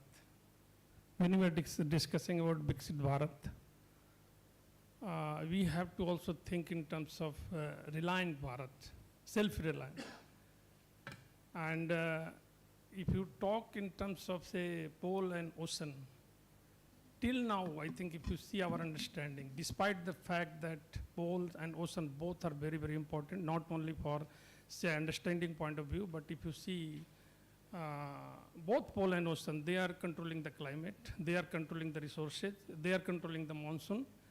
But our understanding is very, very less, very, very less. And as Dr. Rajivan had said, very poor investment in this regard is there. So we need to invest a lot. And for whole Indian Ocean, forget about the other ocean, we have 71 million square kilometer. And how much we understand, and how many institutes are working in entire Indian Ocean, I think the human resource investment is very, very much required. 1 institute, 2 institute, or 3 institute, or 100 people are not going to solve the purpose. The type of process which is operating in the ocean, I think we know very minuscule. So unless we invest in terms of human resource, unless we invest in terms of the money, means for everything, I think we will be not able to touch even, whether you talk about climate or resource or living resources, non-living resources, everything. So my point of view is that if we really want Viksit Bharat in 47, where ocean science or blue economy has to contribute significantly, like say double-digit 12%, 3% of the total GDP, we need to invest everywhere unless we are not going to do that. So there, whether you talk about energy reliance, you know the climate change, everywhere it is happening. The climate change, you know, unless you remove our dependence on the coal energy, I think we are not going to solve the problem. How will we do that? Energy, huge energy source is there in the ocean. I think we have to tap that. How will we tap that? Unless we put resources, I think that is not going to happen. It means we have 1,000 terawatt hour energy in the ocean you can extract. How much we are able to do right now? I think for extracting the energy, to store that, we need a lot of critical metals. I think critical metals we don't have. Ocean has huge amount of critical metals. So a lot of investment, a lot of research is required. And there, I think, unless we do that, I think imagination of Viksit Bharat will remain imagination. So that's what my point. Okay, so on that note, of coming down the graph, but I'll try to lift it up and I'll give it to somebody who looks after the polls in the country. So, Dr. Thamman, please. Yeah, thank you, Rahul. I think, of course, I'll try to be on a positive note, but let me just try to put this in a perspective. You know, if you look at 2047, we should also think, so how do we, our poles and oceans going to be at that stage? To me, there are three critical points in the polar regions that will impact how the world is going to be. Number one, the Antarctic Treaty, which is, by, to say 2048, probably to be relooked, or by the time, what are the kind of the geopolitical pulls are going to happen in that particular direction, which can influence how the world look at, Antarctica, which is currently only for peace and science. And then second point is actually Arctic sea ice. By 2040 to 50 is the time when Arctic is expected to completely ice-free during summer times, which means it has a huge strategic change and economic change, because it will impact how much, how the area is accessible, whether it's a northern sea route or any other kind of sea route passages and so on. So associated geopolitical tensions. But at the same time, the availability of huge critical minerals like what Dr. Sunil was talking about, all this is going to be more available in those areas. So how do countries join together to ensure that, because currently the Arctic Council itself is in shambles, but will it be evolve into a better thing which to, by the time, when such situations really happen? Number three to me is that Himalayas, by 2050 is the time. I would also say that most of the glaciers which start melting and will have a peak water happening at that time.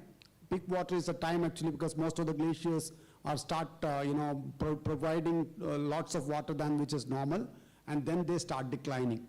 So I think that would be around 2050 to 60 is the time actually that we will be, different models, different things.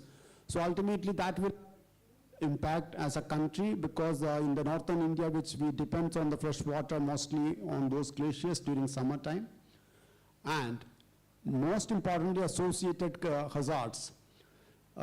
If you ask me what is the most important thing which actually the UN currently looked at is that they call the decade of cryospheric action, which is for the till 2030, if I'm mistaken, okay, 2034, 2025 to 2034. That is that whole idea about this decade of action for cryosphere science has come because actually the increased cryospheric hazards. And India is a class actually what we are facing, for example, in case of Sikkim or in case of other places. The hazards associated with the retreating glaciers and formation of lakes and the potential breach of these lakes, or the potential landslide, increasing landslides and permafrost thawing and all that. So I think these are the areas that will change how do we look at by the time when we are aiming at the Viksit Bharat.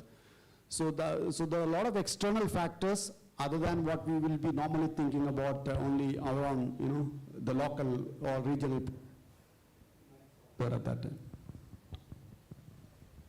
Okay, so some very interesting observations in the first round, right from education to SDG goals, to looking at long-term, short-term strategies, planning, investment, collaboration, climate dynamics, self-reliance, HRD, the importance of oceans, looking at critical minerals, looking at poles in terms of treaty, and needless to say that many nations including and we are seeing what is happening on the mainland getting reflected in the Antarctic Treaty, which was never happening earlier.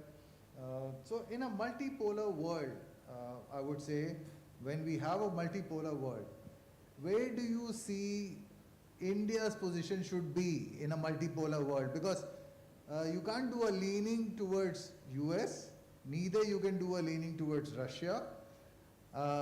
China is opening up into another arena. So where do you see India, or how do we take it forward? So do we have any leanings, or we maintain the status quo as we have?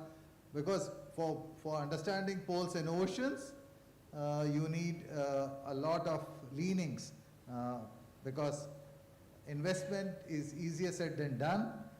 We have 3 former secretaries and 2 directors. Who better than them to answer?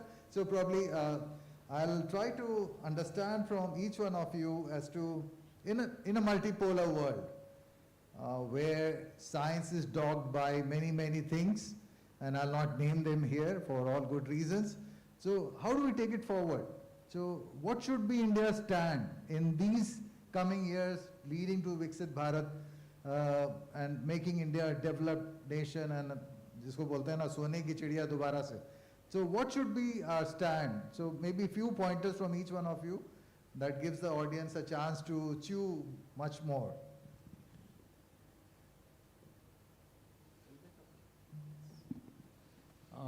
Rahul, you have done an excellent job of summarizing what was said earlier. And what is the politics on oceans and poles? That is anybody's guess. And things keep on changing every time, every day. But there are some specific areas in which India worked before, somehow stopped, but must work. Everyone is talking of energy resources. We did some extraordinary work on gas hydrates some times ago. And already it is established that within the exclusive economic zone of India, the amount of gas hydrates which are available, 10% of their production can take care of energy requirement of the country for next 100 years. This is established fact. So why are we not concentrating on a very specific thing? Because energy is very much required for everything. So if we have a concentrated program to develop gas hydrates, and I don't want an answer that no other country is able to do, because we should be able to lead somewhere now. At some stage, there was always a question that we look for gas hydrates by drilling through it from the surface. And then, of course, DOD thought that no, we can drill it from the ocean bottom. And that's how NIOT ended up developing some drilling facilities where there'll be rover which will move on the ocean bed, and 2 kilometers of column which was used was not required. So if we take up few focused issues, that will be very useful. That's all for the time being. Thank you. Axel? Yeah, I know that you are going in the queue, so. Yeah, I think if you really see the investment which is being made, the government will make investment if you provide a appropriate proposal. We have seen that in a deep ocean mission, whatever we have asked, we were given. Mausam, before that monsoon mission, whatever we asked were given. Now Polar mission is also going to come. So I think the investment will come if we will have an ideas. And the ideas will generate if we put our faith in the youth. And I must compliment Ravi, because he specifically mentioned that the younger people should make this twofold. And that is also one of the main focus, the youth as a 2047. So I think we need to focus on youth to generate the ideas, what we need to do. And I'm sure that the money will come if we have a proper ideas. The second thing is, many times I have seen that scientist, ultimately we may have to take a decisions on the various aspects. And certain amount of risk, courage also required. Because in science you are not 100% sure that what is likely outcome. You may fail also. And of course, nobody can know better than Dr. Vasco-Da-Gama that the failure should not be taken as a failure, but as a learning, the new learning which has to come. I think in our scientific area, the failure is always looked down. But in ISRO, we never look down the failure. The failure is a step to next success. I think this message should be very clearly given that if you have a new idea and even if you fail, there is always improvement can come up. I think that is what I think is needed in our system, that failure should be celebrated, not necessary to be looked down. Thank you, sir. Very valid point for bringing up science because youngsters are scared to hypothesize something big these days. And what we see normally with youngsters is they want to look at problems which are being in the international scenario. So rightly put it, and it's a fear factor somewhere. I think we'll tackle this as well when we talk to the youngsters who are just starting their PhDs. Dr. Rajivan, sir, would you like to add on to something on this? I don't have anything extra because Dr. Sailesh Naik also mentioned. So if we should not really blame government. As he's rightly told, when we wanted deep ocean mission, they gave money, we took 3 years. But finally they gave, because they believed us. Similarly, monsoon mission, now the Mosam mission. So government is ready to give, provided we have a definite idea what we want to do. And they should believe us. And simply by going and talking, they will not give. So, and for example, I remember when we are discussing about Arctic policy, the PMO's office, he was saying that just putting an observatory in Arctic, do you think that we are really doing a good job in Arctic? So we should really think beyond putting an observatory in Arctic and so that's all but for example. We should really enhance the activities and expand the activities. And government, I am very sure government will support. For everything you need people. So what Dr. Sailesh Naik was also saying that we need a lot of people, for especially young people who can really do research and who can really support in our activities. I remember when I was visiting China, I visited an institute called Second Institute for Oceanography. They have a first institute, and Second Institute of Oceanography itself, there are 1,700 people are working, 1,700 scientists. So you can imagine first institute, how many people are working. At least in 5,000 number of people, scientists, full-blown scientists, trained scientists in oceanography alone. Here we have hundreds, we have hundreds. So we need investment in human resource development. That's the main thrust. And by 2047, if we really want, we need to a developed country. There are two big risks which we are going to face. One is from climate change. We are going to have so many difficulties in terms of extreme weather events and etc. So we need to have a strategy in terms of how to cope up with this extreme weather event, how to adapt to the extreme weather events. And everything mostly comes from ocean and polar sciences. Number two is how we can tap the resources from ocean as well as pole for improving our economic development. These are the two main areas where we need to focus.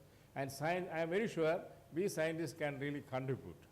And we should take the first step, then go to the government and ask for the support. Great words of wisdom, I think. Really something that we all should ponder. And Professor Sunil Singh, it's your turn to let the audience know that where in a multipolar world we should be standing. Yeah, so I think the original question, I think we lost in between. The original question was with multipolar world where we should go. I think there is no need to go anywhere because we have our own identity. Why should we follow somebody else? I know it will be tough. But when you also talked about Sone Ki Chidiya, I think you remember when Sone Ki Chidiya, we were not following anybody else. I think there was very little interaction. And I think that time our GDP, I think globally, at least it was not less than 50% of the global GDP. India means if you talk about pre-Mughal Kal or even Mughal Kal. So it is not that we have to follow somebody to become a Sone Ki Chidiya. In fact, you don't have to follow anybody to become a Sone Ki Chidiya. The golden bird means India was very, very rich earlier days. So say before Mughal or during Mughal also our economy was almost 50% of the global GDP. So if you want to acquire, we no need to have to follow anybody. I think we have to. Only thing I want to say here that I think everybody is talking about the number of people doing science. I think we have to invest. In the first time also I told that number of people, HRM, human resource has to be invested a lot. And today if you see the total means 1.4 billion population, the total number of people who are doing science is only 2 lakh people in the country. And total investment is 0.6 or 0.7%. So I understand that money is coming for particular project, but overall if you see, the money invested in the total scientific research is very, very less. If you talk, means some of the countries which are really doing well, I'm not going to talk about that like Israel, they are putting 5%, 7%, Korea is putting 3%. China means every time we correlate with China, they are putting 3% of the total GDP.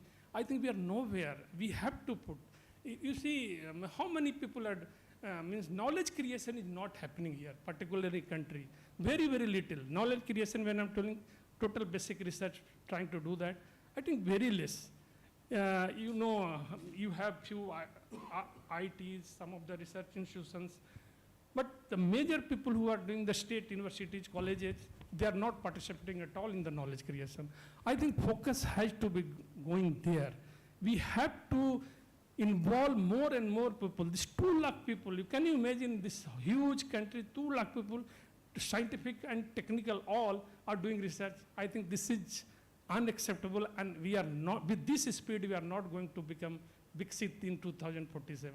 So I think you have to invest a lot. We have to means put in the mainstream many of the institutions, and then I think it will be possible.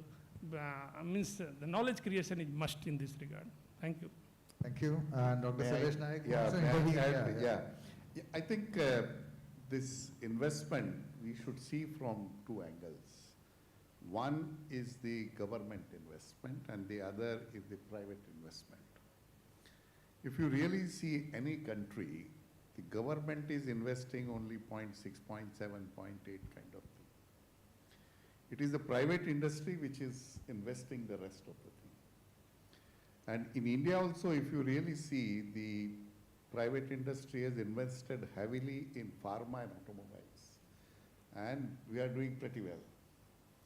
So somehow we have to convince our industry to invest in research. That is being now tried in NRF, that they are trying to have more than 2/3 coming from the industry, 1/3 from the government. And that is, I think, if 2/3 comes from the, say, about whatever we may be doing, 60, 70,000 crore, if another 140, 150 crore comes into the kitty, I think the issue will be resolved. So we should see that how we can make industry interested in this research. I think that is where we have failed, and because their requirements is quite different, and the way they would like us to provide the answers, some of those things, is not easy as we do with the current system of writing proposal, getting funding from the government. So I think we also need to learn that part to get industry interested in our work. That is, I think, is the key. Yeah, very rightly put, sir, that industry, both in terms of putting money as well as taking scientists on board, is also another problem. Because probably we still don't know what industry needs. So that is another problem that we face.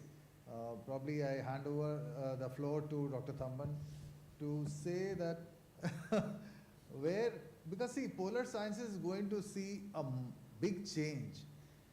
Maybe we may not see it on paper, but we are seeing it happening in the meetings.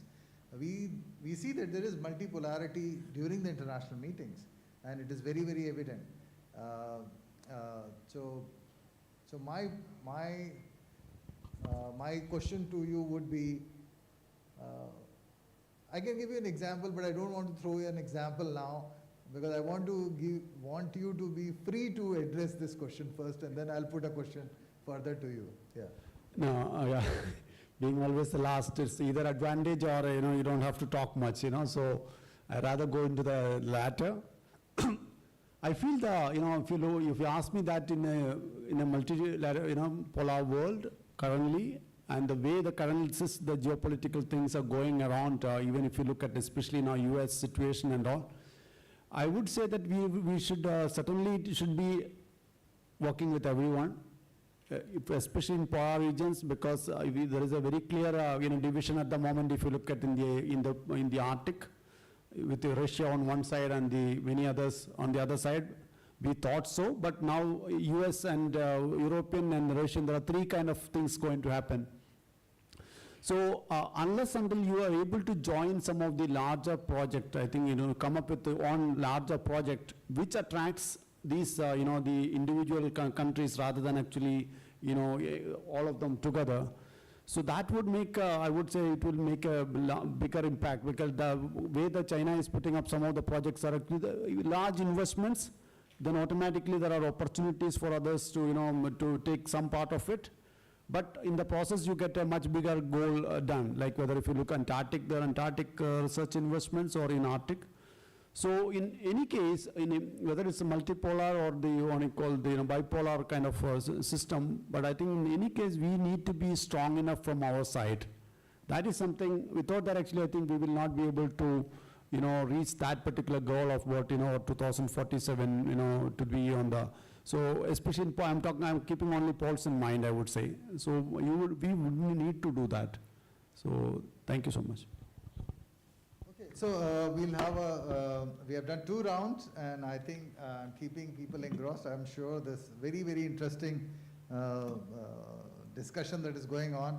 So the last round is something that everyone fantasizes and writes and talks about, is climate change. And since Rajivan sir has already raised it during his remarks, and I got tempted to raise that, because some of the geologists still don't think that the temperature rise would be such that it will never come back. So probably my last round would be that, what do you think on climate change, the present scenario, and what do you think 30 years down the line? And I will start with Rajivan sir first. Well, the climate change is not a myth. It's not a grandmother's old story telling to their grandchildren. It's a real fact. It's happening. And also, there are a lot of evidence in terms of observations and model output, etc., modeling results. The climate is changing, global warming is happening, and this is going to continue in future for next year, at least next 2100, next 50, 60 years. And also, we have made this so-called Paris Agreement for 1.5 degree. I think we will be crossing it in next few years. Maybe another 5, 10 years, we'll be crossing 1.5. So 1.5 degree is not going to happen. We should really strive to stop at 2. If it stops at 2, the implications of 1.5 and 2 is entirely much, much different. 2 will be much more devastating than 1.5. So we are going to face these climate change impacts, not only in India, many parts of the world.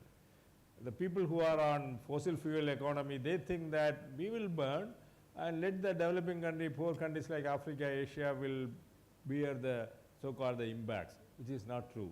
But climate doesn't understand who is rich, who is poor. Climate understands only the science, the climate, the so-called the energy balance system. So if US says that I will burn and you bear the impact, it's not going to happen. It will impact them also. So that kind of realization is not happening.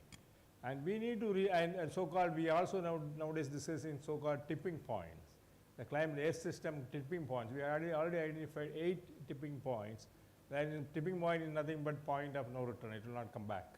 One is for the Arctic sea is melting, Amazon sea forest, and Atlantic meridional circulation. These are all tipping points, and Australia coral reefs. So we know that things are not good, but then we don't want to take action. I'm not talking about India, I'm talking about in general. We don't want to take any action because it will depend, it will affect our own people. So then that's why the concept of sustainable development goal has come. You develop, you burn fossil fuel, but in a sustainable manner. But that's also not happening. For example, India's efforts in implementing SDG goals is very pretty poor. We have 17 goals, and we have targets of 2030. And if you really see the Niti Aayog report on SDG implementation, we are pretty poor. So we know that things are not good, but the commitment is not really happening. It's just people think that it's not my job, it's somebody else's job. It's not going to affect alone me. So if we want to perish, we'll perish together. Okay, so climate change is really a big challenge which we are going to face next few years. And we climate scientists, what we can do, we can only write research papers, say the climate is changing, but we need to go further one step and tell the government that you please take action. So there is the immediate impact which scientists can make, we scientists can make. Climate is changing. Professor Sunil Singh, what do you think about, since climate change is inevitable, it's happening, we are witnessing, we know that climate is, we have events that were earlier not documented. So what do you think about building climate resilient societies? Is it possible? Or what should be India looking at when we look at, because we may not be there, but the younger generation has to face it. So how do we go about building climate resilient societies? Is it that the education should be the priority, educating people, or should be there other priorities up the ladder? Yes. So as you have just heard Dr. Rajivan, climate changing, there is no second thought. Every year is breaking the records. 23 was the highest, 24 is now highest, and now in the month of March, April itself, you see which way it is going. Extreme events are changing, so there is no doubt. Now the problem is, people talk about climate change means resilient society. My view personally, I think it is difficult. The way climate is changing, the way temperature is increasing, see 1.5, 2 degree, and means the way everything is changing, I think there is no resilient society can be developed. Because ultimately doomsday, I think, will not be far away. Because the way you see, you are putting so much CO2, 40 gigaton of CO2. India is also all about 2.3 gigaton of CO2. If you keep on doing that, how will you make a resilient society? Because that will have its toll. It means, as you know, already you have put 2,300 gigaton of CO2, equivalent to 300 gigajoule of energy in the atmosphere. That is equivalent to almost blasting 5 to 6 Hiroshima type atom bomb, Hiroshima size atom bomb. Energy that much you are putting. Sea surface temperature is increasing, heat content is increasing, cyclone is increasing. If you are keep on doing and still further you want to increase, I think imagining a resilient society or something, I think it's not possible. We can keep on discussing. And when you are talking about who is responsible for this, I think top 10% of the richest people of the world, they are responsible for 50% of the CO2. In the world, millions of industries are there. Only 100 of the industries, they are responsible for 70% of the CO2. So it is one-sided, means only few people are creating problem, whereas rest of the people are sufferer. And again, as Professor Rajivan is telling that, okay, we'll doom together, but I think that is maybe not possible, because rich people, they will have their own luxurious spot. They will be able to survive. The sufferer will be the poorest people. So this type of society, I think it is difficult. We can console ourselves, make people educated. They will now know how it is happening, how this climate change will happen. But making resilient society, I think it is not possible in this given scenario. Okay, so I request Max Up to throw some ideas as to how one should proceed in a country like India and what the policymakers should be told about, since climate change is now becoming a part and parcel of the Indian budget as well. We know that how economies and Indian budget now are factoring climate. But how do we tell the policymakers that what should be the future goals to at least sustain the society, especially as Sunil Singh said that the poorer will suffer much more than the rich people? Yeah. No, I think we need to give evidence in the sense that when we say that this is changing, and we say that these are the impacts, say extreme events and all that, but I think we need to also to convert this into the socio-economic aspects of this, which we are not doing because we think that is somebody else's job. We just say that this is what likely to happen. And you also, I will link to the another question which you raised that some of the geologists do not believe in this.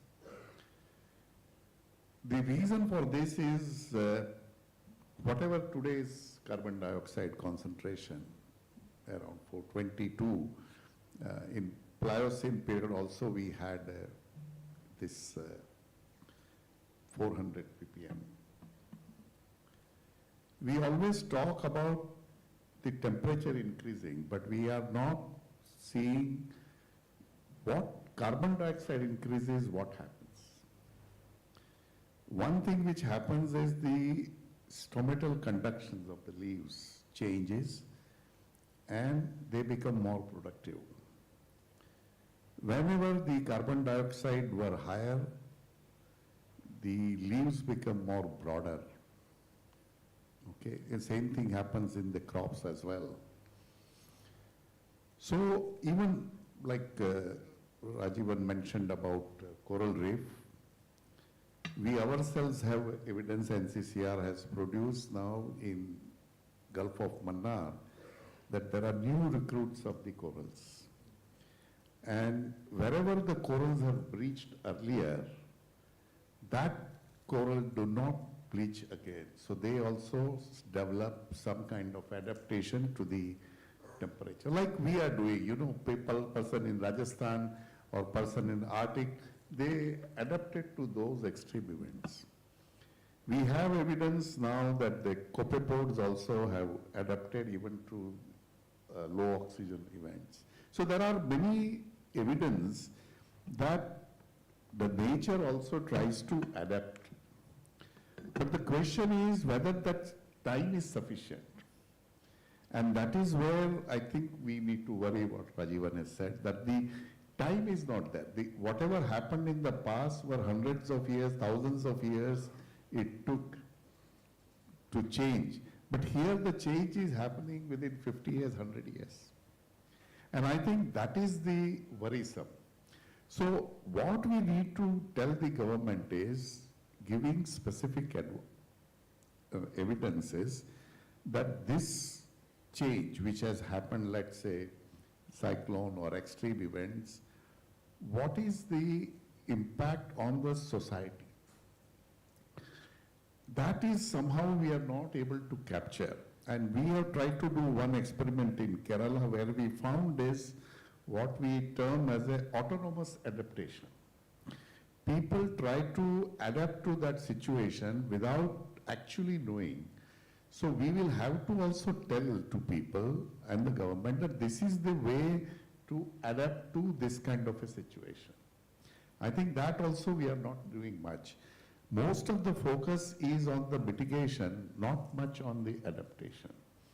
And like one service which we are providing which could be extremely useful is the agromet services. We found in North Kerala that, North Karnataka, that whoever is using agromet advisories, their income and productivity increases. But we also found, which government stopped, the district agrometeorological units which were closed down. We found that wherever the Damu was there, compared to the other, the interaction with the farmers and farmers' trust on this was much higher. Okay. So we will have to tell government that this is the way you need to do that. The argument which finance department gave is that today everything is on web, everybody can pull the information. But we know many times we have to push the information. I mean, if you really see how do we learn, the teacher pushes the information to us. Some people try to read and get the information on themselves. But most people, it is to push which will help. And if you stop that push in the name of this web and all centralized, I think this is where the problem is. And I think we need to tell government that the whatever resilience or whatever methods which we have, this is just one example, we will have to see that it is adapted by the people. By simply giving solution, it is not going to be adapted. So that is the most important thing. Thank you. Thank you so much, sir, for your thoughts, and probably something that added to my knowledge as well, something autonomous, something interesting.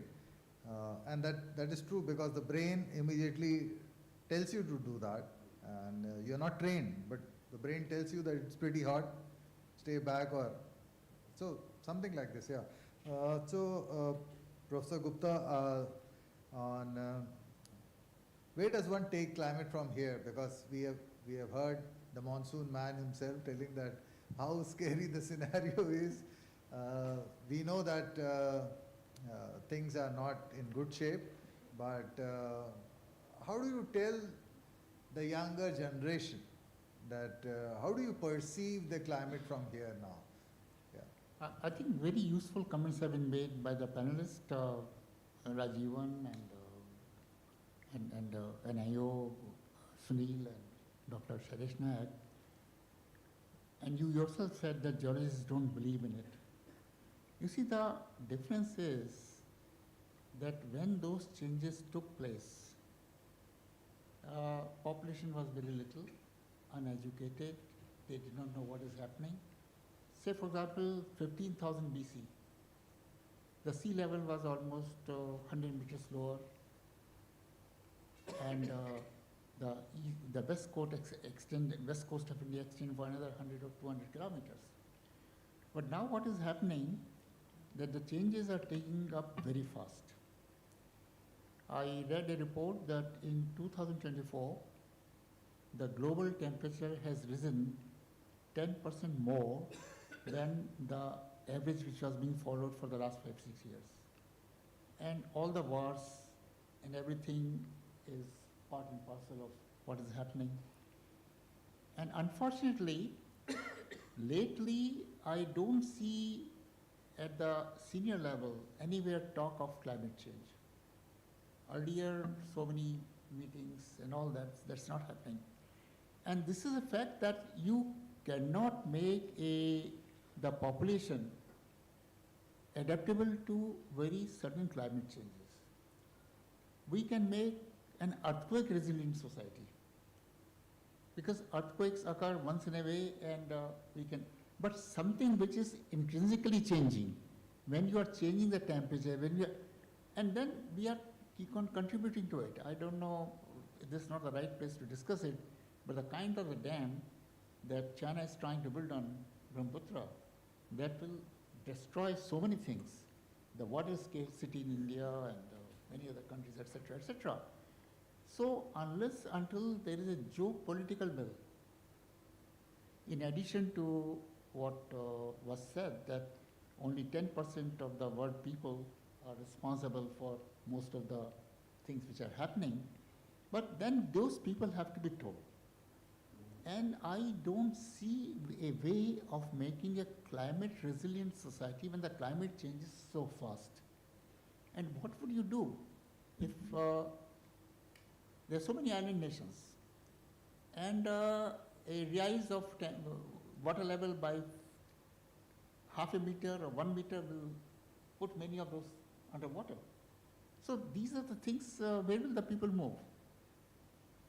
And the way the population in some countries has been controlled, but not all over. So these are the things where political, scientific and public, all three have to come on the same playing ground, understand what is happening, what are the things which we can change, what are the things which we cannot change and we should accept them and try to adapt to them. The climate change, to the best of my understanding, is beyond repair. The way is beyond repair, because I've been hearing about it for the last 15, 20 years. Nothing is changing. So we are almost fighting a lost battle, because I don't see anything happening which will really curb this change. Thank you.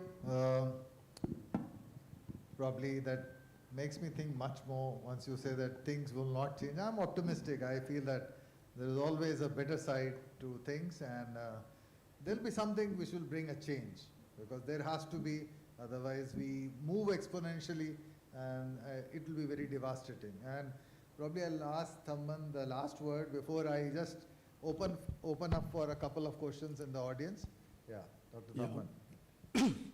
Personally, I don't feel so negative. Of course, climate impact itself is I'm quite negative about it actually. It's going to be really drastic. But ultimately, I think the society, the way is been adapting, like I've seen some of these states already going to the real climate change scenario, states like Kerala and all actually. So people are slowly waking up actually to the their own lifestyle, and those things are intrinsically changing. So my strong feeling is that actually at least there will be certain amount of adaptation which will ensure that you sustain much longer than which probably otherwise you could. Resilience is something which, of course, it's not that easy to really think about it. But at least there would be some adaptation. And I have another serious feeling that actually that the kind of geoengineering projects which we are talking, even in the large, big, huge meetings now, which has become part of. Earlier, the geoengineering was a bad word, which is never discussed in science meetings, but it's been coming up in such a big polar meetings actually. So that means there are ideas, and there are ideas which probably in the past which never worked out. Maybe we never know. So I don't think we need to be so pessimistic. Thank you. So a lot of things that came up during the 3 rounds of intriguing questions that were raised by me, and I hope that you all enjoyed it, probably gathered much more than me. But the house is open for a few quick questions before we thank the panelists for spending time. And yeah, okay. Dr. Rajivan has one word to say. Yeah. So there are 2-3 things which I want to highlight. One is Dr. Sailesh Naik talking about adaptation, and also the societal impact. So our climate, so-called the Center for Climate Change Research in CCCR in IITM, when it was formulated, one of the idea was that you do science, but also you should understand the impact of climate change on society. But of course, I am part of the system, but then we are saying that we are only ending up writing papers that climate is changing, this is happening, that is happening, this will happen, that will happen. So government, Narendra Modi Sahab will ask, so what? So we should tell him that this is going to affect this agricultural farmers this way, fishermen this way, even business it will affect the business people. So that the impact assessment, we are not really doing it. So that is a very, very gray area where we are doing it. And also for adaptation, we should have an adaptation strategy, but we need money. We need a lot of technological interventions for adaptation. That's why when we go for the COP meeting, we say that you burn fossil fuel, you give us some money, so-called damages and losses, the so-called. But nobody is giving money. If we really want to have a technology development for adaptation, we don't have money. And the last point is what Thamman was saying about geoengineering. It is a trick which the developed countries is making. We will burn fossil fuel. You don't worry. There are options like geoengineering. We'll help you to do that. So why, but the whole climate change is nothing but tricking the whole climate system by them, and to solve it, they say that again go and trick the natural system. Ridiculous, ridiculous. I'll tell you, there are funding mechanisms in India to do research in geoengineering. Very, very unfortunate. We should not do geoengineering. So you have nailed the bud, absolutely. But I just opened the house for a quick couple of questions before, are there any quick questions after these 3 rounds of discussion? Anything? Okay, yes. Yeah. Or maybe any suggestion or suggestive comments, yeah. Yeah, I'm not a scientist basically, but as a human being. You are a scientist. Okay. This whole thing is going on. I read one book, and in that the industry takes over some research paper, like this thing, DDT coming into human milk, okay? And then the whole thing changed, CFC, then what, DDT was gone, then came this whole, atmospheric hole, CFC and non-CFC. You know, the third thing is now this climate change, which is happening, and I have serious doubt, because this has been taken up by the automobile industry to introduce hybrids, hydrogen fuel and whatnot. Okay, somewhere we are losing the real picture. If you see those ice core studies, 1,25,000 years, it goes up and it goes down. And it has gone down for last 800,000 years, 8 times. We don't know the peak, decadal thing. I think NCPOR was going to work on that ice core, on the Paleocene and the last 1,000 years, what has happened. So that thing will come down. When it will come down, we don't know. Suppose it comes down in next 2 decades, then all these things which our monsoon man is saying will start reversing. So just think about that also. I pray God that you should come to live for next 20 years to see that it is not happening. Okay, I'll leave it. My own just another quick comment actually. I think what you see in those climate long-term proxy record is basically the change which happened in the geological process, which happened in over a time of 10,000 years. The change what we see today here actually about 20 to 30, 50 years. That the scale difference, you know, that is where actually we need to be careful about.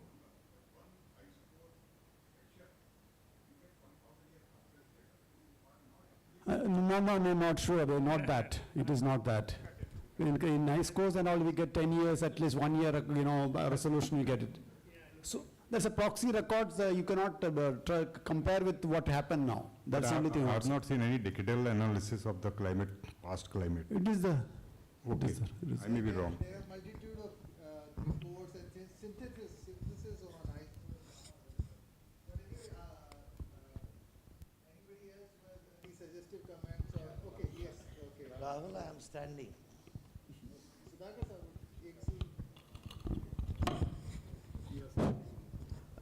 Sir, my question is slightly not directly relating to that one.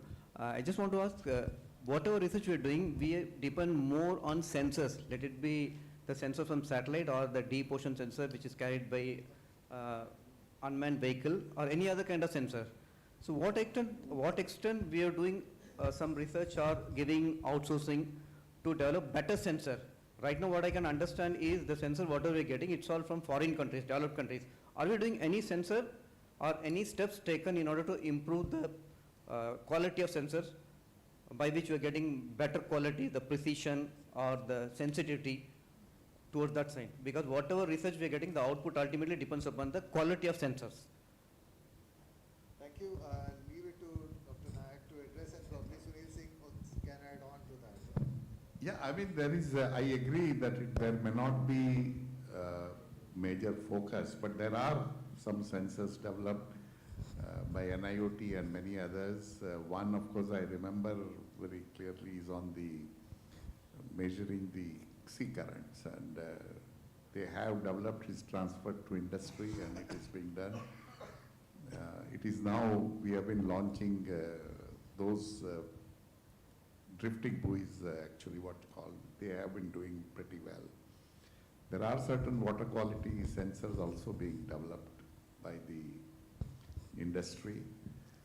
But the issue what is coming is that unless you have some specific number, industry will not like to take it up. So we need to breach that gap. Once it is developed, then the government and the others have to say that we are going to buy that much. You know, like Pisharoti radio sonde was developed, but IMD is not buying. So it fizzled out. We build in-house radar, but they got into an issue, so it's fizzled out. So we have to trust our own system and try to use it. That's where the problem is. Yes, I think Dr. Naik has already told. There are some pockets of some laboratories, they are trying to do that. But that is not only true for any sensor. I think anything you talk about, everything, all the technology we are importing, I think that is unfortunate. So that is the idea to make in India, we have to do.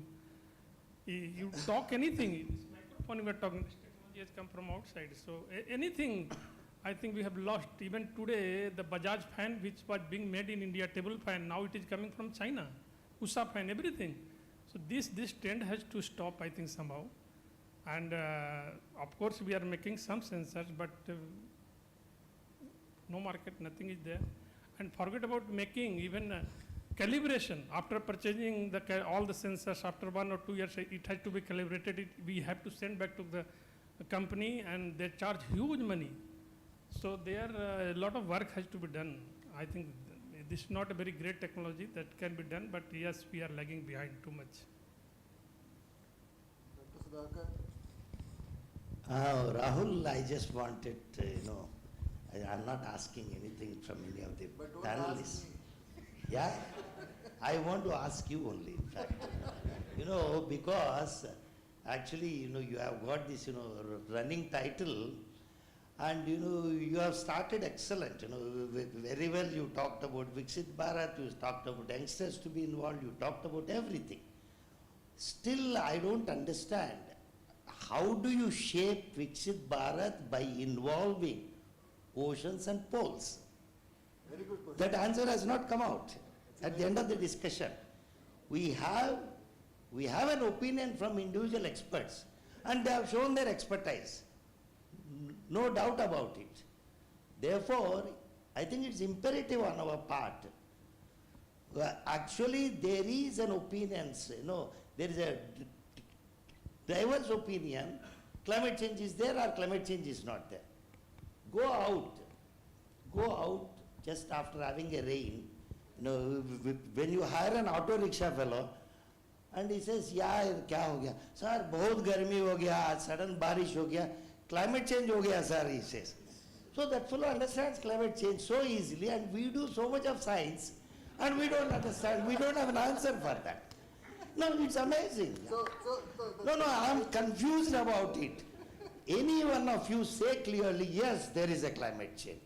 And if you accept there is a climate change, yes, I want you to do this, you don't do this. Until you achieve 2047. That should be our way of approaching this issue. 2047, you have it as a goal, and you say, what all we have to be indulged in terms of poles and oceans, therefore we can achieve. As far as India is concerned as a something, and India is having such a huge population. Don't go into GDP, 2 lakh log काम कर रहा है, 2 lakh नहीं कर रहा है. 2 lakh में आधा लाख लोग काम नहीं कर रहा है, actually speaking. You all know about it. And we have recruited them. We have recruited, unfortunately. And we will keep on giving them promotion after promotion, and that will not allow the other fellow actually who is enthusiastic to do his work. That fellow also will slow down. Understood, na? So you have to have a clear definition of things and all this. Therefore, 2047, definitely India can do a lot of things and all. And it is a dream of India in every sphere, including these two, that is oceans and poles. They play an important role. So I would advise you and suggest you hold a 3-day seminar so that we all will come. And do more climate change. But see the beauty of the panel. One end we have kept pole and one we have kept end ocean, and we have bounded them with other people. So you should appreciate that as well. Okay, so okay, Sir, one yes. last one, Parmanand. Yes, sir. Yeah. Sir, this is regarding climate change because it's a transboundary impact. And I think Professor Sunil Kumar, they said that it's very difficult to create a climate change resilient society. So what would be the solution, sir? because you can't control the climate, because what I have seen that a lot of things are going to be changed, and we are not able to create a climate change adaptive society. So what would be there? Because the awareness and somewhere we have to come. And we have to, I'll tell you, Parmanand, that big question has one small answer. The solution lies in each one of us. So look within and try to look tonight when you go to sleep. What is that one small thing that we can do, or you can do, or I can do, to preserve the Mother Earth? Only one thing, only one small thing. And perhaps if every citizen of this country thinks tonight that I can do one bit of this, I'm sure the earth will be more livable and more better. So on this note, I think I'll close, and a big round of applause to all the panelists. A louder one, please. Yeah. Thank you so much, sir. Thank you so much for your time.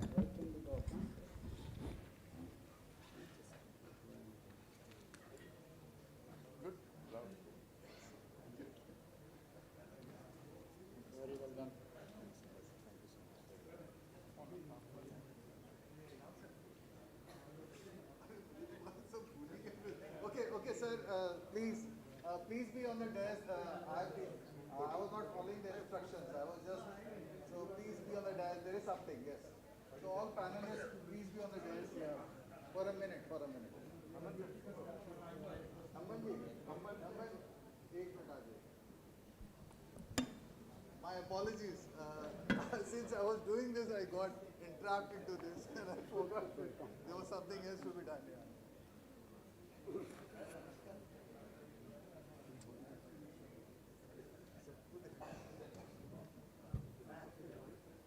Start from you only, sir. You are speak for that. Thank you.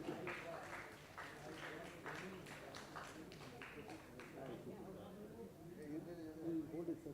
Photograph now.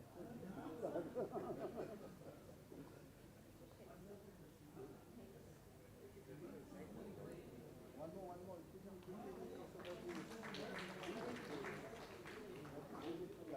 Just for a photograph, sir. Hold on.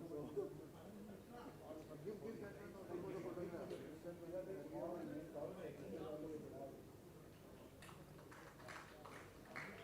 Clap a little louder, please.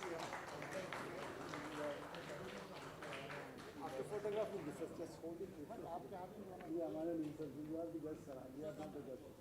Okay. You want me to come closer? I can come closer. Fine. That is my strength. He is our director at NCPOR. For all that purpose. I think he will keep a very good job. Yeah. So a lot of points you might have. They will give you separate boxes.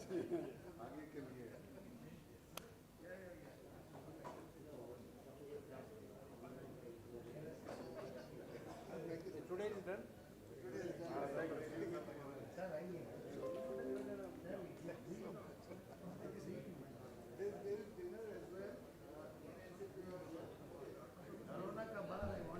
Okay, just a housekeeping announcement.